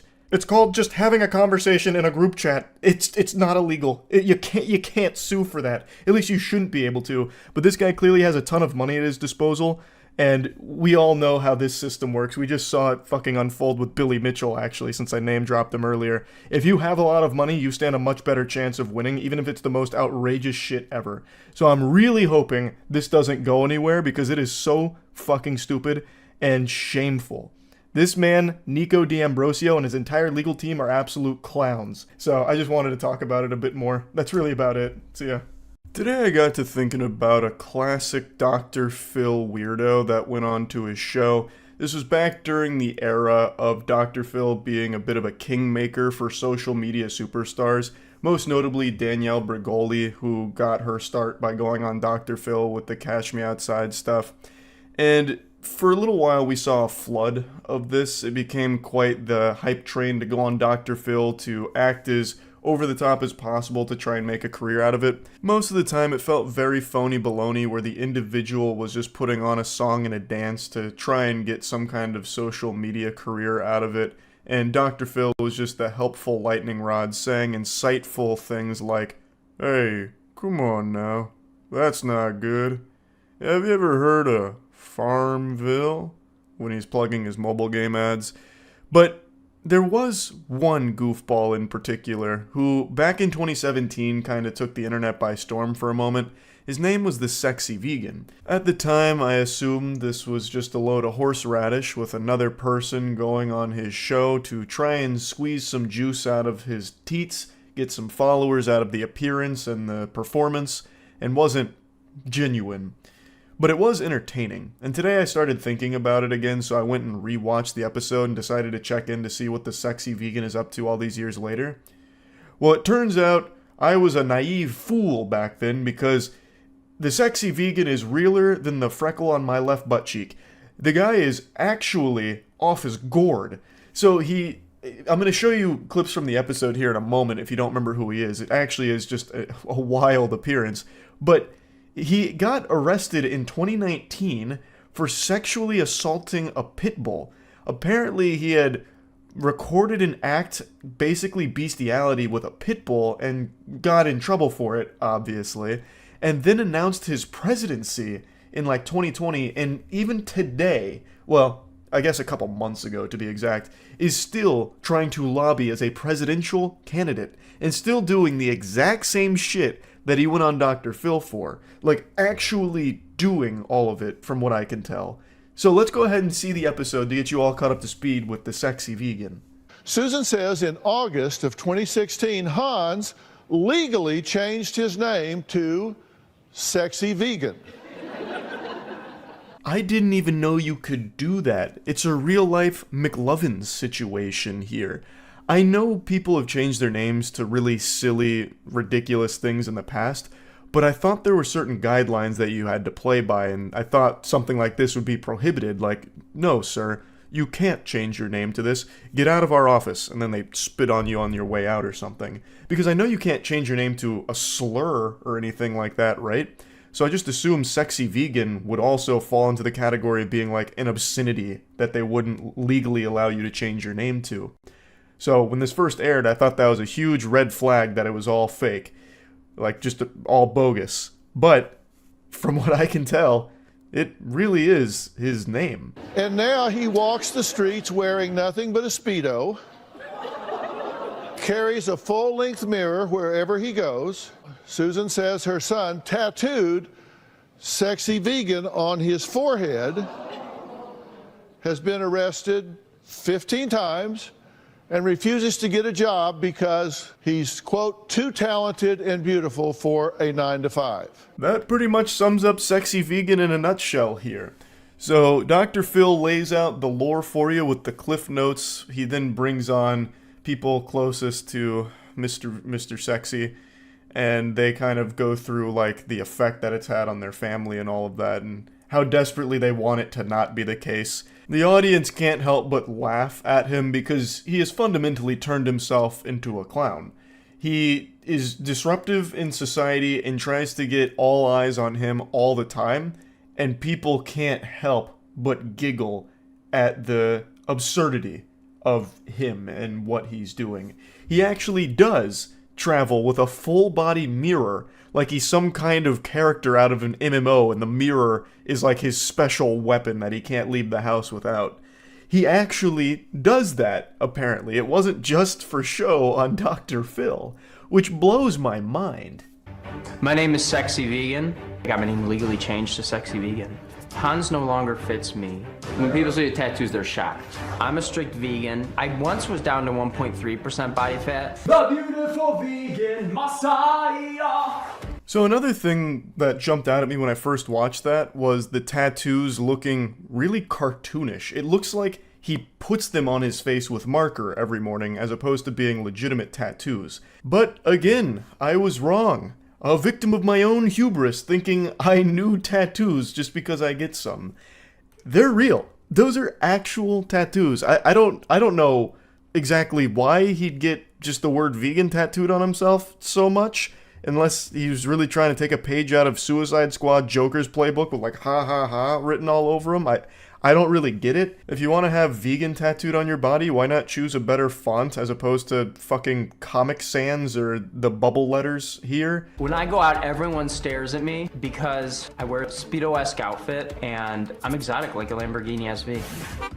I love walking around in my Speedos because putting clothes on is like putting a tarp over a Lamborghini, which makes no sense, and I get for that all the time.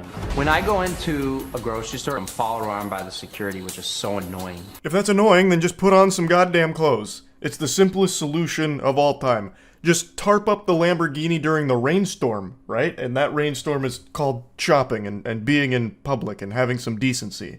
It's not that difficult. It's making a mountain out of a molehill here. It takes 2 seconds to just put on some clothes.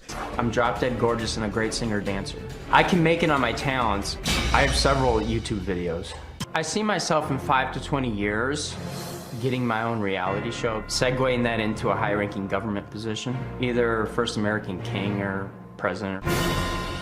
I cut out a good chunk of his monologue here. He very much dislikes his mother, who seems extremely sweet based on what I've seen. Like, she pays for all of his legal fees. He leeches off her money because his mother has $11 million as an inheritance, so he does come from money, and he tries to suck as much of that out as he can.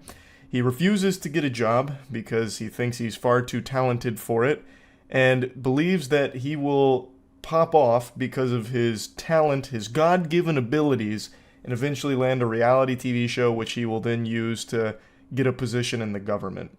And with that whole speech he gave right there, back when I first saw it, I was convinced that it was pretty obvious this guy wasn't being serious.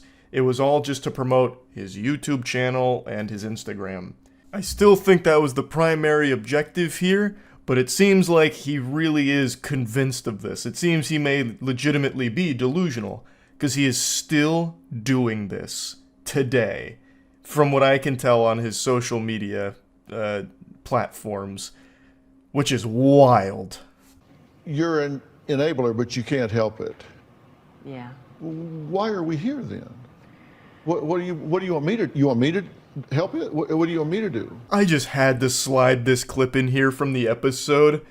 Fucking Dr. Phil hitting her with the, well, what do you want me to do about it? What am I supposed to do about it? What do you want me to do about it? Like, he looked offended. Like, I almost expected him to, like, jump out of his chair and lunge at her. What do you want me to do about it, huh?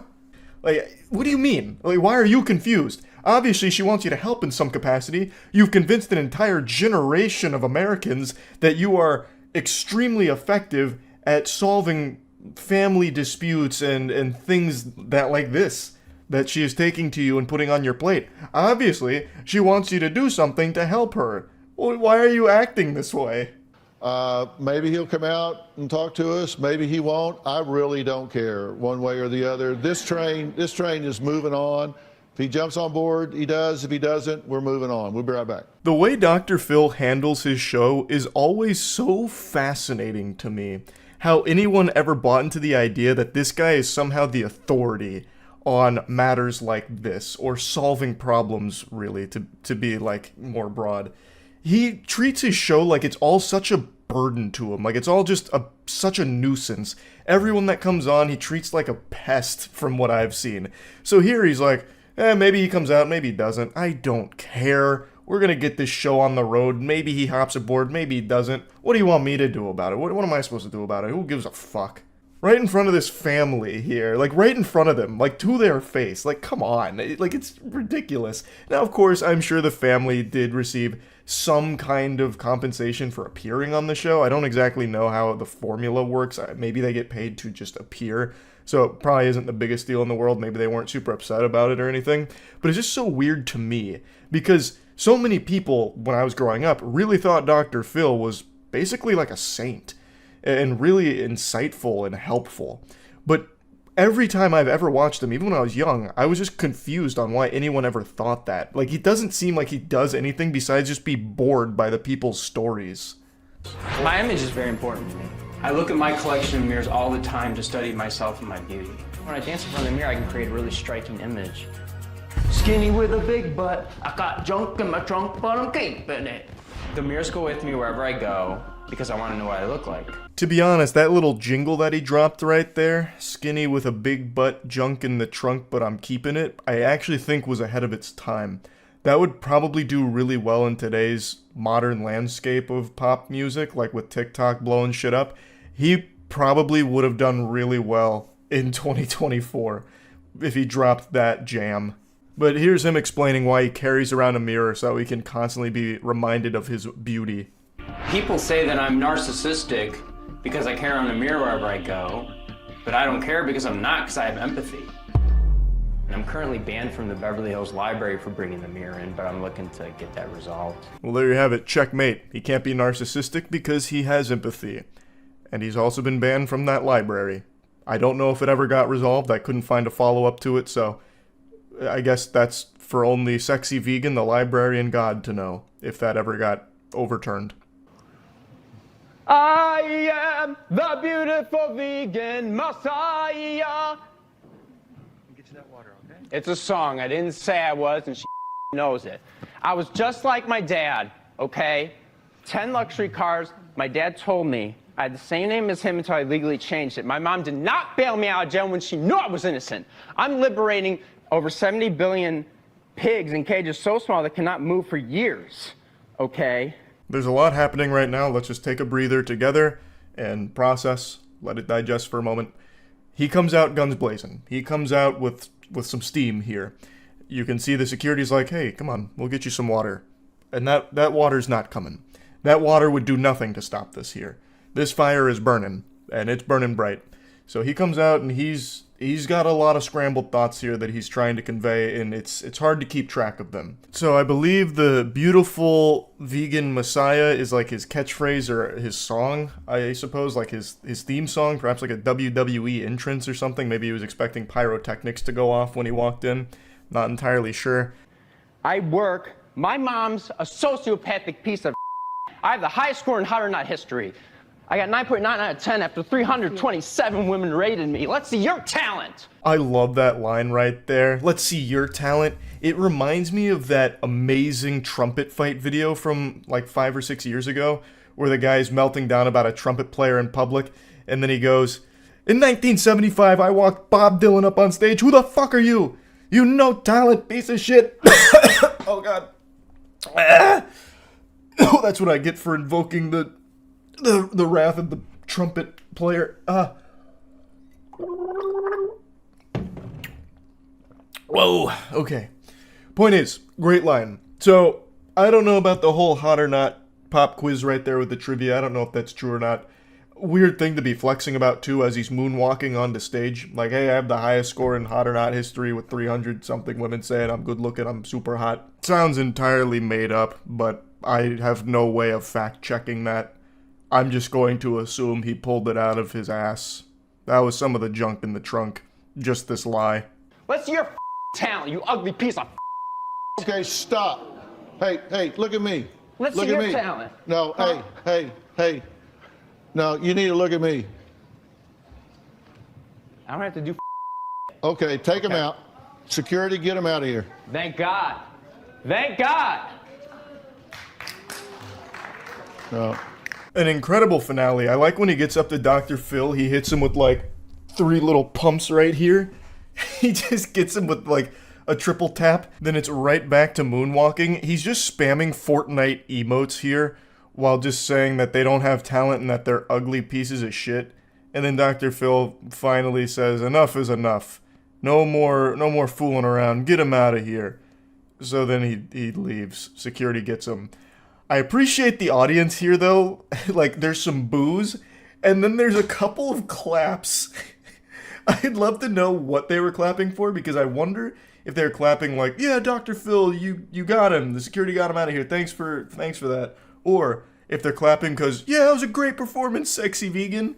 I imagine it's probably the former, but I like to play with the fanfic that it's the latter. Like, there was a couple sexy vegan fans in there. They're like, yeah, sexy vegan, yeah. You're not going to come out here and use that kind of language in front of my audience. And audience, I apologize. That is childish and immature behavior. And now I get to leave. Yes, you do. No. Don't let the door hit you in the ass. That's pretty much where it ends. Now, like I said, when I first saw this, I really thought it was just another one of those moments where someone goes on there, does something really dramatic like this to try and get some attention to their social media presence, because he does plug it a couple of times, really. He mentions it throughout the episode, like in his intro and stuff. But upon further inspection, looking it up fucking 7 years later, he really does just act like this. This is his real, genuine behavior from what I can tell. With all of the charges that he's accrued over his life, as well as how he continues to post on his social media, I'm pretty confident in saying that this was actually just him being him. So yeah, I just wanted to revisit this moment here because it's probably like the weirdest guest Dr. Phil has had on in terms of how everything played out on the episode. So yeah, just wanted to remind everyone of this, and that's really about it. So yeah. Over the years, I've made a lot of content insulting YouTube videos aimed at kids. Things like Finger Family, Don't Call Slenderman at 3 a.m. challenge, I ordered a 5 Nights at Freddy's potion off of the dark web and got arrested, Poppy's Playtime haunts me and now I'm institutionalized, things like that. And I know it's low-hanging fruit, but it doesn't matter, because it makes me feel like a big strong man, shitting on things that are aimed at 4-year-olds. They have horrible taste and I need to remind them of how stupid they are for liking this dog shit. But Today, I actually found something very special that I'd like to share with all of you. Literally gonna be stabbing him any second right now. 3, 2, 1. Ah! No, I'm literally gonna drop him. Ah! If that intro didn't put you on the edge of your seat with foam in your mouth just salivating for more, then I don't know what's wrong with you. This editing is so fast-paced it'll feel like a seizure, but it's actually just your body's natural reaction to such a fucking banger video. This is Jay Hills, baby. He's the goddamn Christopher Nolan of 3 a.m. videos on YouTube. He's the new sheriff on this block ever since Jaystation was banished to the Shadow Realm. But I wouldn't say that Jay Hills content just targets children. I'd say it's appropriate for all ages. Anyone of any age can appreciate this kind of fire. What's up, your boy Jay Hills back on the screen for another banger video, and in today's video, we're gonna be making a baby Longlegs voodoo doll at 3 a.m. and actually using the real baby Longlegs DNA to put it inside of this voodoo doll right over here. That's called science. This man is a modern sorcerer bringing back the ancient ways here. So he's creating a baby Longlegs voodoo doll using a Caillou plushie. That's fucking genius. I'm sure all of you are familiar with baby Longlegs. I mean, superstar of the Poppy Playtime franchise. This is very dangerous, alright? Jay Hills is putting his life on the line for the sake of our entertainment. Which is the DNA right over here, guys. This is actually the baby Longlegs potion right over here. So what I'm gonna do is I'm gonna just give it a little bit of a hole, and I'm gonna dump a little bit of the potion inside of the voodoo doll, and then I'm gonna give baby Longlegs a little bit of a call, and I wanna see if he'll actually come to my house to see if we can actually start playing with the baby Longlegs. Maybe we can make him do some flips, maybe he can like start crying. And a pretty expertly crafted plan. So he's going to be using some binding spells here of using the baby Longlegs potion, cutting a hole into Caillou, pouring it in, and then inviting baby Longlegs over with a phone call to try and possess him. So really, baby Longlegs is completely innocent here. Jay Hills is the villain. He's the mad scientist, the Frankenstein creating the monster. Baby Longlegs is just hanging out right now, about to get a phone call for a play date, all excited, only to get fucking ambushed by a goddamn YouTube wizard who just starts making him do flips. Like, I feel bad for baby Longlegs right now. It's hard to root for Jay in this one. He's not the hero. Now, I want to say, Jay Hills is an innovator. Most people stopped making 3 a.m. videos because that genre is completely dead, but Jay Hills has got it on life support right now.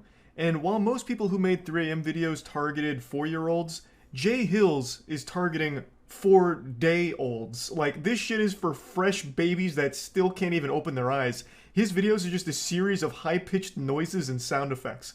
It's mind-blowing. So you can tell he's putting on a fake voice here. This isn't how he actually sounds. I'm pretty sure he just like huffs helium in between each jump cut, and there's like a million jump cuts here, so at the end of it, we're literally gonna be killing baby Longlegs, guys. So if you guys are excited for this video, make sure to go down there, smash that like button. Yeah, make sure to smash that like button for premeditated murder. Fucking epic. Baby Longlegs won't see it coming. And just like that, we have a little baby Longlegs toy right over here. Oh my god, guys, it's me, baby Longlegs. But yo, let me know in the comments, does this look exactly like baby Longlegs? I can't believe I actually did it. Oh my god, be careful, Jay. Baby Longlegs is already infiltrated. He's already broken into the house. He's already been burglarized. Baby Longlegs is already in the room with him. He's in the headquarters. Wow, that is scarily accurate. He had me fooled. I don't know why he calls it a baby Longlegs toy. All he did was use a couple of crayons and draw baby Longlegs poorly and then cut it out. That's not really a toy, it's just a drawing. I don't know why he's saying toy. Side of it, and the most important part is the DNA. So if you got the DNA, you're actually perfectly good. But first thing I gotta do is I gotta remove the clothing on this doll. Whoa, hey now, that's going a little too far. Good lord, that's illegal. Like his contact name and his picture is actually right over there. So if I actually call him, I don't know who's gonna be answering, guys. I feel like it's actually gonna be baby Longlegs. Guys, it's still ringing. Is he gonna answer? Is baby Longlegs gonna answer? Hello? Hello, Jay Hills. What do you want from me? Baby Longlegs! Yes, Jay Hills. Jeepers creepers, it sounds like that edible's hitting real hard. Baby Longlegs is struggling on this phone call here. It sounds like he's out of it, pretty close to an overdose even, perhaps. But Jay's talking to him, they engage in a conversation, and it sounds like Elmo having an argument with himself, because it's obviously, I'll go ahead and break the illusion here. Jay was the one doing the Baby Longlegs voice. It's pre-recorded, so it's Jay talking to himself, and it's a fucking work of art, honestly. So Jay sets the trap. He says, "Do you like toys?" Baby Longlegs says, "I love every toy in the world." So it looks like he's coming over. Do you like toys? I love toys. I love every single one of the toys you can get. I know you love toys. You know what I want? Nothing. Maybe I gotta shake him one more time for him to actually come. I'm literally shaking him. Oh, he's right there. Look how small he is, guys. He literally looks so small. Yo. That little son of a bitch actually decided to show his face in Jay's house, and it's the last mistake he'll ever make. He came here looking for toys, but all he's gonna find is death. So Jay's got him right where he wants him. He took the bait, hook, line, and sinker. You saw Baby Longlegs kind of trotting along across the upstairs area, none the wiser to the danger that he was in. I've also got to say, Baby Longlegs doesn't look anything like he does in the actual games. In the real world here, he's much smaller. He's also got like a full beard, I think. So he's not even a baby, unless of course it's Benjamin Button. You know, so it's very misleading in the games, because in real life, as you can see here, Baby Longlegs is very, very different. Literally catch him on camera. Yo, he's right there. Okay, stop. Okay, fold your hands. He's literally folding his hands, guys. Yo, he's literally folding his hands right now. Yo, oh my god. Okay, let go. Yo, he just let go of his hands. Oh my god, guys, he literally just let go. Okay, guys, I'm literally gonna be stabbing him any second right now. 3, 2, 1. Ah! Ah! He did it! He stabbed Baby Longlegs. Oh my god. Woo! The evil is defeated. Wow. Yo, he fell. It worked. He got back up. Yo, I'm shaking him. Yo, he's coming right to the camera. Yo, it literally worked. I stabbed him in the head, and it literally worked. Dear God, he's stronger than we could have ever imagined. He got stabbed in the head, but Baby Longlegs continues to just zoom around here. Yo, he's literally climbing. Yo, he's literally climbing, guys. I'm literally gonna drop him too. Yo, I'm literally gonna drop him any second right now, guys. Yo, any second I'm literally gonna drop him. Yo, guys, he's literally so high. He's probably so high. I'm literally gonna drop him. Ah! Yo, that was literally the fucking most extreme thing I've ever seen in my whole fucking life. Baby Longlegs was scaling the wall, thanks to the voodoo magic from Jay. And then he literally dropped him from the wall, sending him plummeting straight to hell. Yo, that was fucking nuts. Honestly, this was a pretty impressive video from start to finish. What Jay was able to do here is nothing shy of heroic. I think this was extremely brave to take on an entity as powerful as Baby Longlegs in his own house too. He brought Baby Longlegs in and took care of business. So hats off to him for this one, and luckily the world is safer for Jay's efforts here. And I just wanted to share this with all of you because I think it's important we realize that not all 3 a.m. videos are bad. That's about it. See ya.